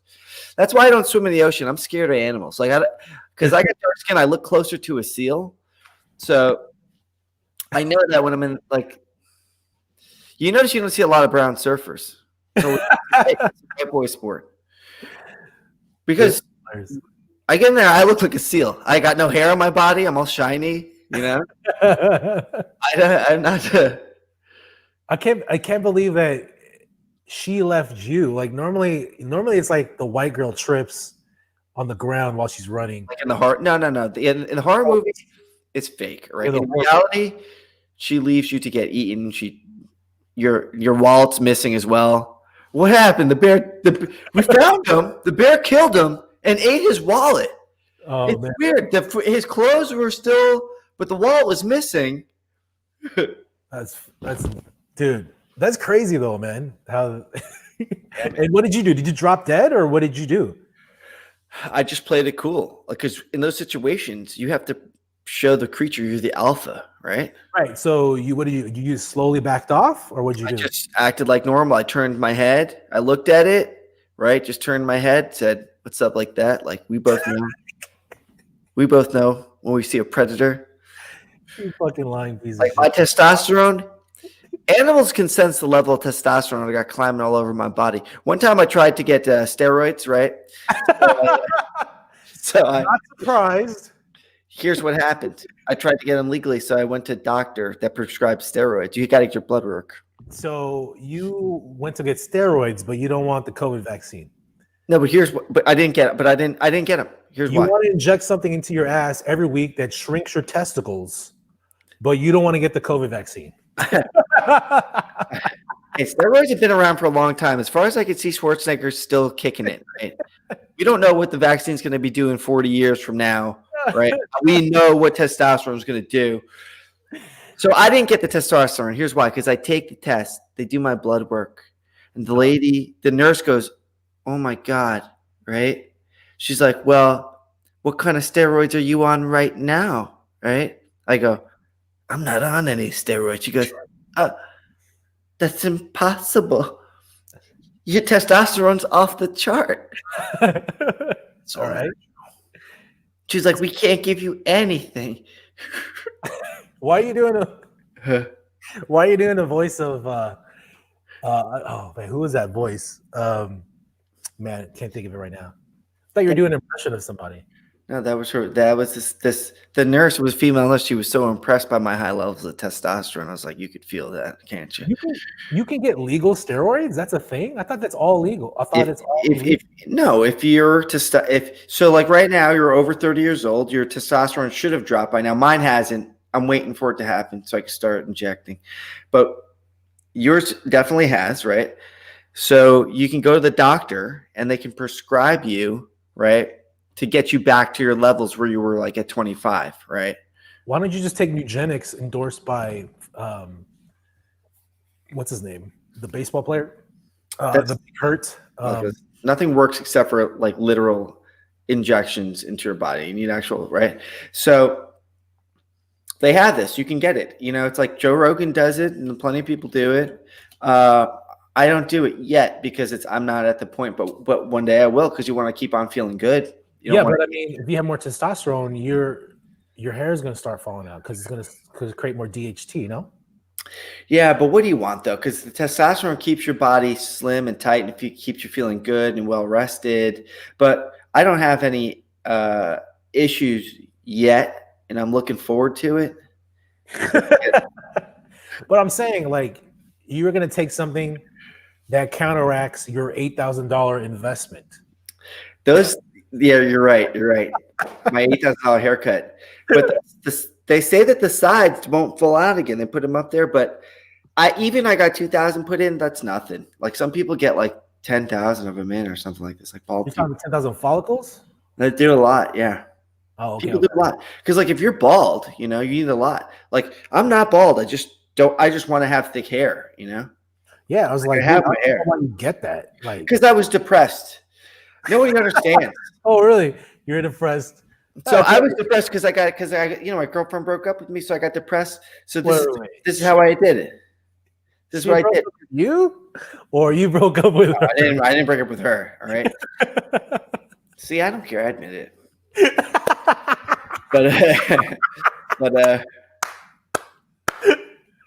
Oh man. But the thing is, so this is a new form of like midlife crisis. It's testosterone and hair implants. That's the new midlife crisis. Well, how old are you now? You're like 37? Come on, don't go that old. I'm 34. 34. Because we're middle age. I'm gonna be 35 this year. We all know we can't go your age based off your Facebook, Tinder, Bumble, Hinge profiles. No. I'm 34. I really am 34. When I met you, what was that? I don't know, 12 years ago, 10 years ago? Like 2010 or 11 at least. Yeah, about 10 years. So I was 24. Yeah. Lying piece of shit. Now I was 24, dude. Look at the pictures. Look at the pictures. It's fine. It's all good. You don't have to say your age. I'm 34. I am. Okay. 1986. It's fine. But the thing is this, it's middle age, dude, because that's middle age, really? Bro, I'm going to be 35 this year. Double that, 70. Most people die. Average lifespan is around 70. 75, you know? I say middle age is like 50. How many centurions do you know? Middle age would be, that means you're going to be 100 years old. When you're 50, you got 20 years left, buddy. You better start acting like it. The clock is winding down. 25 years left. If you're a man, anything over 75 years old is just bonus lifetime, because men die at 73, 74. And that's only, and even then, are you still living the same quality of life as you did, you know, when you were younger? But so that's why I consider myself middle aged. Damn, man. So you have such a positive outlook on life. Well, no, that's why but I'm acting real about it. So I'm like, I got to act like, time is running out. So you feel like you're 24 still. I can't party like that anymore. You won't catch me at these raves. That's for sure. I'm not going to be doing that, but maybe I will. Oh man, yo, dude, someone wanted to talk about a story. I'm assuming someone requested a story. It was Robert in New York. I'm assuming this story happened in your 20s. He What? wanted to hear the story about the Adventureland limo ride story. Oh, okay. So this is great. So me and Wabbit over here, we were Who? Who's this? it's my buddy Rob Cardone. We call him Wabbit. Wabbit. Yeah, his name's Robert. So Cardone. So we were I used to we just get pretty drunk, right? Yeah. And we're just having a good time, and we're at a gas station, and we just left some club. It's literally like 3 a.m. and it's right next to an amusement park. And I'm like, dude, wouldn't it be great if we broke into this amusement park? So he turns around. Next thing you know, I scale this amusement park wall, right? And we're in Adventureland. We're in an amusement park. Yeah. And I mean, we just like hopped the fence. It's like we weren't like going on rides or anything like that, but we were in an amusement park. I'm so wasted. Next thing you know, he's got to go fill up his tank with gas. So he goes to fill up his tank with gas. When he turns around, I leave the car. I see a limo, and the limo driver had left his car in there. So I tried to steal the limo. The guy went to go pump. So I went in and I tried to steal the limo and take off with it. And the guy came running out. So let me tell you this other story that I used to do, because it has to do with Cardone too. So one time this guy's having a party, all right, at his place. Yeah. And I would do this. I would have my girlfriend, she was real hot at the time. Like I ordered a pizza. And when the girl comes up, when the guy comes up to deliver the pizza, I have my girlfriend go pay for the pizza and start talking to the guy at the door, right? Yeah. So now when the dude at the door is talking to the guy, is talking to her, right? And now he's all enamored because he's talking to a pretty girl. What am I doing? I'm running to his car, stealing the rest of the pizzas he has out of the back, right? Because they leave their car on. They leave it on, it's on, and they leave it unlocked. What a piece of shit. Go ahead. So I go up to the back of the car stealing the pizzas. And this particular time I go back there. And I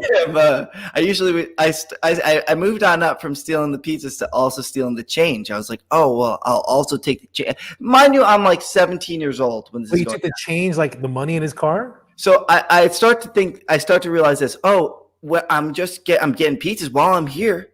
Why don't I also take the change that the people leave in the front? I'm 17, right? I'm 17 years old. Maybe 18. Maybe I'm 21. I don't know. This is in New York. Yeah, this is in New York. So, yeah. Long Island. Long Island. So one time I'm out there. This is what I'm talking about. You don't trust people from Long Island. Yeah, you don't trust Michael Q or the Long Island medium. This is when I was a kid. All right. So I'm over there. I'm running. I'm taking so I would go, and then now I would always get the pizzas and then also take the change. Now this time I'm going, right, and I always got a rule: never get too greedy. So I'm going in, and I'm going to get the change again, and I'm drunk, right? I don't realize this guy's got his hot coffee in the cup holder. It's not change. He's got his hot coffee there. So I put my hand in the hot coffee. Oh! The guy turns around and sees me in his car, and I just sprint off. Jesus. So he didn't know. He didn't know you were from the same house. He just knew it was the girl that was. No, he didn't know I was from the same house because I went out the back door or the side door. Yeah, gotta get. I went out something like that. Yeah, that was hilarious. Stupid stuff that we do when we're kids. Yo, so in the comments on Instagram, and they're like, and you wonder why your girl left you for the bear to eat. That's karma, right? Yo, that's a different girl though. It's a different girl, BB Wonder Woman. Yeah, dude. I'm so glad that you embraced your assholeness on the show. Nah, well, I'm not like that. But when you're a kid, you're stupid. As a kid, you're stupid. No, I get you. I've done some crazy things. Nothing like to that level. I never stole food. I mean, I was very well fed when I was growing up. Well, we just do stupid things like that. So you didn't you just burned your hand and ran. Oh yeah. Well, I never did it again after that. No, So but I you burned my hand. this or anything. No, I bolted. I just ran. I was caught. Nothing. You left with a scalded hand Scalded hand. with no pizzas. And I never again. I never did that again. So kids at home, don't do stuff like this, right? All for some change in the cup holder. When I was like, when you're 18 years old, yeah, you a couple bucks. wanted to try to steal some coins. That's hilarious, man. Yeah, man. That's so funny. Francine's like, don't change, stay you, authentic. Yeah, don't change, Q. Just be the asshole. Just be. I'm not like that anymore. Oh man, you know what? One of the craziest things I've seen, not crazy, but bold things I've seen you do. What was this? We were going to do the improvs in Florida when we did Palmdale, West Palm Beach. Yeah. And we did what was the other one? In the Fort Lauderdale one, the Hard Rock. Yeah, Hard Rock there as well. Mm-hmm. And I remember on the plane and you're trying to promote the show and you're like oh yeah. Like, hey, take a stack of these tickets and say, hey, take one, pass it down. They did it to promote the show. They did it. They all did it. And everyone's like, all right, I'll take it and pass it down. And everyone just started front to the back, and everyone got a free ticket to your show. I was like, are you serious? I was like, okay, whatever. And I just took one. Hey man, take one, pass it down. And then all the way to the back of the plane, dude. People do it. People like don't ask questions. You got to take advantage of some of the facts. Like it's almost like back to what the guy was talking about. The behaviors like the like switch, right? There's certain things that humans will do without thinking about it. One of them, there's a principle behind this. It's called I forget what it's called, but it's basically when you will do something because you saw someone else do it, right? So it's like validated already. It's social proof. That's what it's called, right? Okay. Social proof. So it's like if you see a bunch of people looking up, right? And one of my favorite books is this book from Robert Cialdini. It's called Influence. Like we use the same technique in magic, by the way. Go ahead.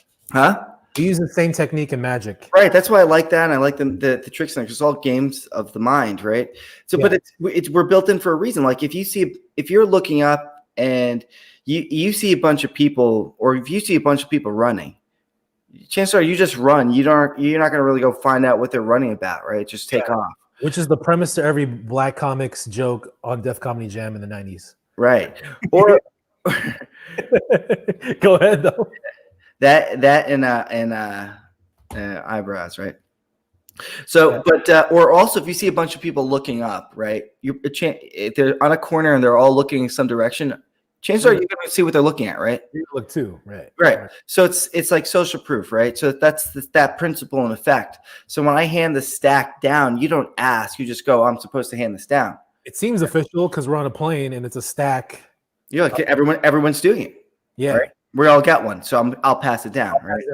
You know, in magic, it's a basic misdirection technique. If a magician looks at something, the audience is going to look there too, and it doesn't even have to be that. It doesn't even have to be that bold. Like you could literally look at something here and get away with something over here right under your nose. You know, like I've seen it so many times. A lot of close-up magicians who are really good at misdirection can pull off the craziest things, like putting a card underneath a glass, you know, putting a card in a box, literally with people watching on top of the table. You know what I mean? Because even though your perspective is focused in on that tabletop, your eyes, your attention, if it's looking at the one corner of the table, you literally can't see anything that's happened in the other. You're blind. You're completely opposite the caddy corner of the table. Like you can't, and everything is moving at a fast and a rhythm, and there's talking, and there's a visual misdirection, there's a verbal misdirection, so you can pull off all kinds of crazy stuff. And so something like that, it's been around for hundreds of years, thousands of years, right? Since magic was created, right? Yeah. So when you think of that, like imagine now on a bigger scale. Like when you hear that that's how just magic works, it's like, what do you think that this doesn't work on a grander scale in politics, in society, or in with the media? You know, it's like one of my favorite. Another book I read all the time is called The Prince. It's you ever read that? Machiavelli. Oh, Yeah. okay. It's basically like The Art of War, but this Italian guy. And they were written at separate times, but similar principles. And they were both strategists, and he was advising a prince on how to lead people. Mm-hmm. And he would talk about mass ways of how you distract an entire group, right? And he would talk about how Alexander did it and how Caesar did it. And these are just things. These are things that have been passed down for generations of misdirecting entire cultures, right?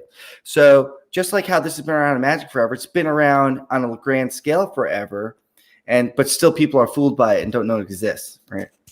Right. Mm-hmm. That's crazy, man. The Prince of Machiavelli is what you said? The book is called The Prince, and it's written by Machiavelli. You've heard of Machiavelli. And Tupac always called himself Machiavelli, right? And Machiavelli faked his own death. Here's one great thing that people don't know about Machiavelli. So yes, he was a strategizer and a philosopher, but he was basically a war strategizer and he the advisor to the prince, right? But he was also a comic. What? Yes. Like a jester?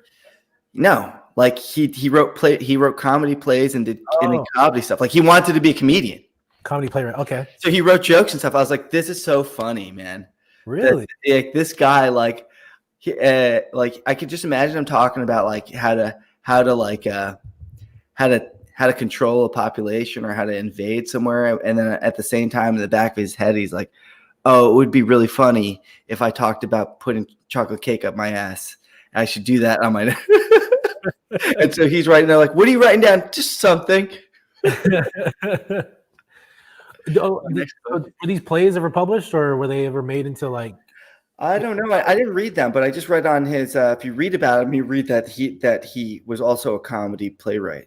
It's crazy because he's one of the greatest strategists. Like, and Sun Tzu and Machiavelli are completely different times, right? Yeah. Different areas of the world. But I think that Sun Tzu, like Machiavelli, must have known of Sun Tzu, right? Because I think Sun Tzu was it had to be before him. Yeah, The Art of War. Yeah, right. It had to be. But either way, these are writings, huh? Yeah, and they're all strategists. Your marketing strategies in comedy are very unorthodox for comedy, but they work for you. I love marketing. Yeah, I mean, you did it in college. That's why I was trying to get at earlier when you were in college. You started marketing and business and international. I didn't learn it there. I just like the psychology. I like the psychology of people's brains, and I love the psychology of how many people act when they're together. It's like you don't know what one person's going to do, but you can tell what 100 people are going to do, right? Or because it's a numbers game, really. It's the law of large numbers. Yeah, numbers. I mean, you did sales eventually too, right? You were in sales and all that stuff and marketing. Yeah, but this is completely. No one's talking about this stuff there. Like these principles, like the law of large numbers. These are things that like you could just put into action in any field. The law of large numbers exists. Yeah, well, that's what I'm saying. Like, what I was trying to get at is like your education, your work experience basically transcended into comedy. When you make your own company and try to get these shows off the ground. Yeah. For me, like just having a business background, having sales jobs, corporate, sales job also in college, slanging phones for Sprint. Yeah. I mean, we all kind of use these sales, principles and marketing strategies to kind of put ourselves in the comedy game because you needed everything you had in your arsenal to get stage time, especially for me, like, being a magician. I didn't start off as a straight up stand-up, right. So I had to like position myself in a way where I look like a comic to see my act, and then like, oh, okay, we get it. he's a magician, but yeah, there's still comedy in this. It's not like he's a cheesy magician, you know. For you, you had to you produced your own shows, but Yeah. you were using more of a corporate strategy in a sense to get people out. Can you talk about that, or are you charging a fucking $1,000 a weekend seminar to on teach people how to do marketing. your Michael Q's webinars? Marketing. Well, here's the thing. Like, that's just how my brain thinks. So it's not like I go. I when I started doing stand up, I was like, oh, I need to produce a comedy show to get stage time. I just thought it was so fun, right? I was like, oh, I wanna be the person behind the scenes, and I like doing the logistical stuff of even like setting up the room and the getting the sound right and the lighting right, like all the stage production aspect of it. I like that stuff, right? And I like even crafting what I think that the comedy should sound like and the lineup and how people are. When I look in the crowd and I see like dates out and stuff like that, I love that. I'm like, man, look, this is a Friday night. These people came out, they have their date. Like, they planned their whole week around this. Let's make it a great event. Yeah. So, but like, my brain just always works that way, even like when I was a kid. So that's why I just naturally gravitated towards it. It's not anything I had to think about. It's just, that's why I'm so interested in strategy and behavioral psychology, because that's all it is. Right. No, I totally agree. Yeah. You know, like I remember. So going back to when when you passed out the tickets on the plane, you know, they all kind of did it. I remember we were staying at the Hard Rock hotel because the show was on the floor, and before the show, we went to all the hotel floors and we put tickets on all the doors. Remember that? Yeah. We put tickets on all the doors. I'm like, dude, this guy's like next level marketing for comedy, man. Like, because no other comic or entertainer would ever do that. Take it to that level. I think you'd be surprised. I think some of them did that. They probably didn't do it themselves, but that was, you know, back in the early days of, we had to do anything possible. But like, when I go to those cities now, I don't have to do anything, and I sell these places out. Like if I do West Palm, like, I'll sell 300 tickets, and you know, and then the place fills, and that's why I'm able to tour. You know, like, I think I can't think of any other comedian that has done, you know, I sold 50,000 tickets in 2018. I can't think of one other comic that did that. That's not a name, you know? Yeah. So, I mean, it's amazing how you're able to, you know, and it's to do this. And it's not even just like just whatever venue, like, you're doing these in like big rooms, you know, like, you're doing these in A venues. But I didn't start at those places, right? I started at the lowest level, but through the grind, it's no different than bands, like back in the day, touring, right? Building up a base, and then people come back, and that's how it started. That's how it was. How are you building up your base and keeping in touch with them? Can you talk about that, or is that a MICHAEL QUU webinar? Oh, well, I don't do a good enough job at that. That's what the podcast is for. But people are obviously, you know, going out to see you outside of LA. Well, like, you're doing email lists, social media. Like, are there any like marketing? Oh yeah. Oh, you want me to teach you guys some marketing stuff? Well, I mean, obviously everyone's gonna have to pay. I mean, I would really just focus on doing the Facebook ads. That's a little tidbit. Facebook ads, really? That's it. Yeah. Mm-hmm. I always heard Facebook ads were like done.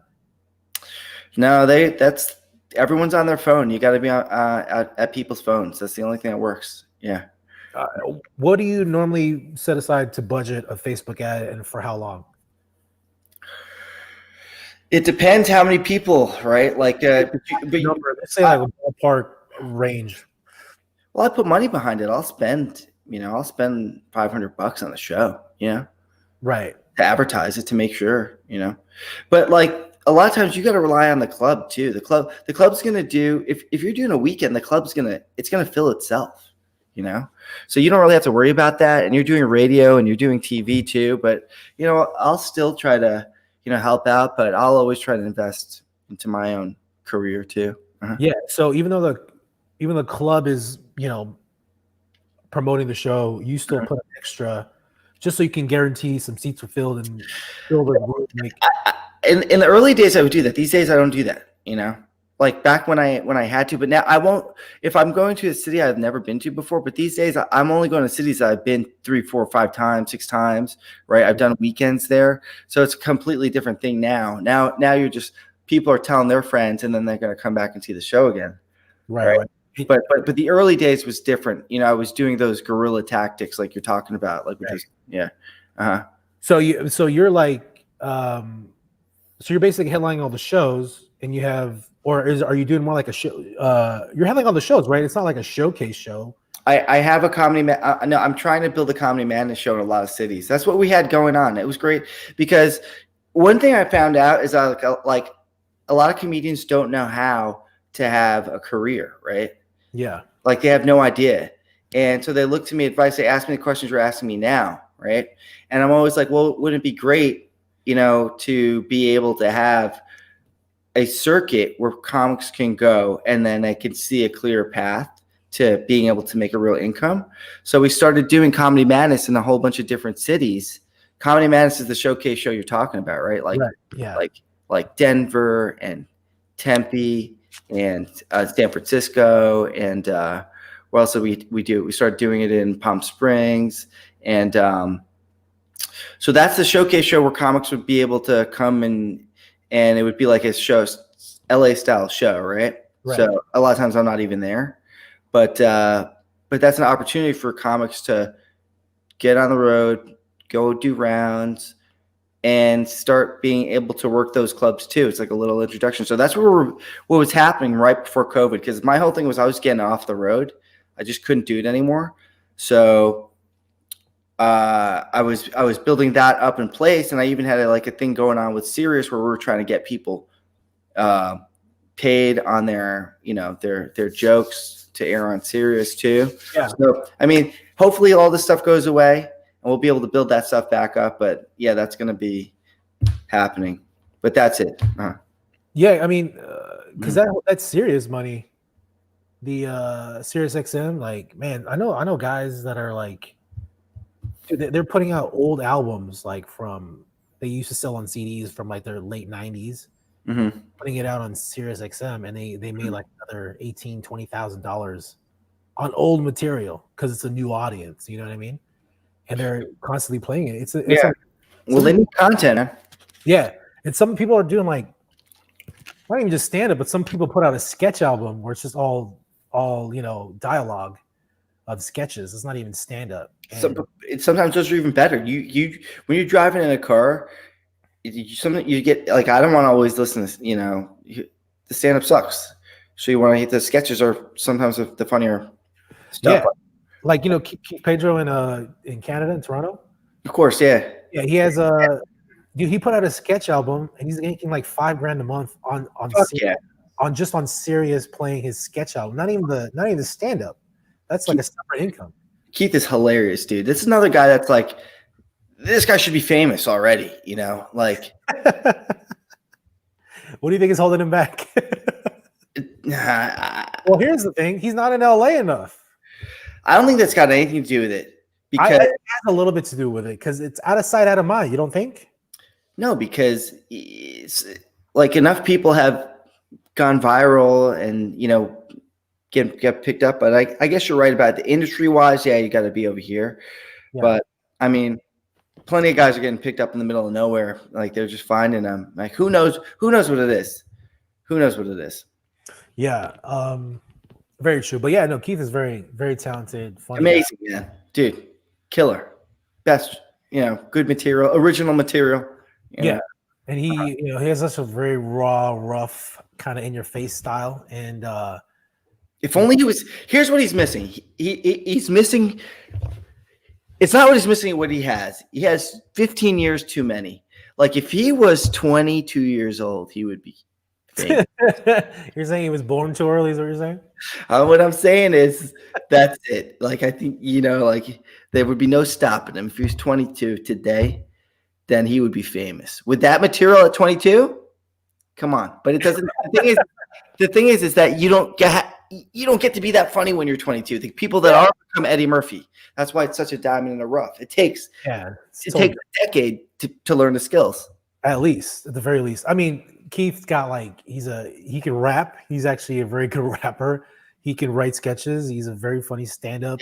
He's a storyteller. He's a killer. You know? Yeah, I mean, he's awesome. He's a good guy. I think he's awesome. Mm-hmm. Yeah, he's a good dude. That's crazy, man. I think we covered a lot here. Is there any other interesting things you learned on your podcast besides technology? There's a lot of stuff there, but I think we should just send people to check it out. And we're going to find it. Learn something new. Michael Q learned something new, and listen to it on Spotify. You can listen to it on Apple too, but go to Spotify, listen to it there, leave a review. It's good. But yeah, man. Yeah, Spotify. Spotify and Apple. Are you on any other platforms or any other streaming platforms? I'm pretty sure I'm on all of them. I mean, it's on SoundCloud too, but the main one is Spotify these days. So just play it on your Spotify. Do you go through a podcast distribution platform like Podbean or any of those things? No. You just go straight to You just go straight to Spotify, straight to. Yeah. That's why, like, I just link it there. But I think it's on another one too. I'm not sure, but it does go out to all of them. But listen on Spotify, people. If you're listening still after 2.5 hours, we've been over 2.5 hours, man. 2.5 hours, bro. Yeah, let's plug stuff here, man. Do you have anything coming up or besides the podcast? Yeah, January 21. We got the stand-up live in Phoenix, guys, and go to the podcast. That's the most important thing. Listen to Michael Q. Learn something new. Can you spell that out for them? The Q. Michael Q. It's just a letter Q. I'm ditching the 2 U's. People think I'm Chinese. I'm ditching them. You don't want the letter Q. You don't want to think people. Not with the Corona shit going on. No, never. Because here's the worst part. Because when I made up that name, I thought I'm doing something brilliant. I'm making myself sound like I got an Asian IQ, right? Yeah. And people won't know what I am, right? But I bet you, I'll get all these like Asian fans. No, because anybody that's Asian knows that's a made up word. Like the only people that think that are white people. You don't even look Asian. I look at you. You don't even look Asian to me. I know. But the thing is that that's why I'm ditching it. Just letter Q. That's it. Michael Q. Letter Q. Mm-hmm. Michael Q, comma, learn something new. That's right. Uh-huh. There you go, guys. That's our show. If you guys want to watch the replay, you can follow and watch the replay on my Linktree /ROFL show. It'll take you to Facebook, Instagram, and my YouTube for Justin Rivera. And you can follow and like me there on all those social media platforms. Or check out rflshow.com or justinrivera.com, RIVERA.com. This is the RFL podcast show, Rivera on the Floor Laughing. This has been my guest here, one of my funny friends, talented entrepreneur, comic, writer, producer, Michael Q, everybody. Yo, Michael. Or Michael Q. That's how I keep. That's how I do it. Yeah, Michael Q. Go check out the podcast. What's your socials? Can you plug your socials? Yeah, at Michael Q. QUU. That one's still QUU. All right, man. Yeah. You can. I slowly remove it. I'm slowly removing it. Okay. Thing is, yeah. I got you. You're in the transition process. Yeah. Follow Michael Q on Instagram, Facebook, I'm gonna imagine, Twitter, all that good stuff. You can find me all my socials on Twitter. I'm Michael Nasdaq. What? Yeah, Nasdaq. Uh-huh. Like the stocks. What's the symbol for the Nasdaq? Is the QQQ. Oh, gotcha. Okay, gotcha. Oh, clever. Okay. Mm-hmm. Cool, man. Thank you guys for watching. Be sure to follow the replay. Subscribe for more future episodes on YouTube, Facebook, and Instagram. Linktree /ROFL show. Thank you for watching. I'm Justin Rivera. This is Michael Q. Later, guys. Peace out. Appreciate it. Goodbye. Take care. Wear a mask. Later. End the video. And now. Is it over? It's still going? Wait. Let me end the broadcast on here. 1 sec. And we're out, guys. Peace. All right.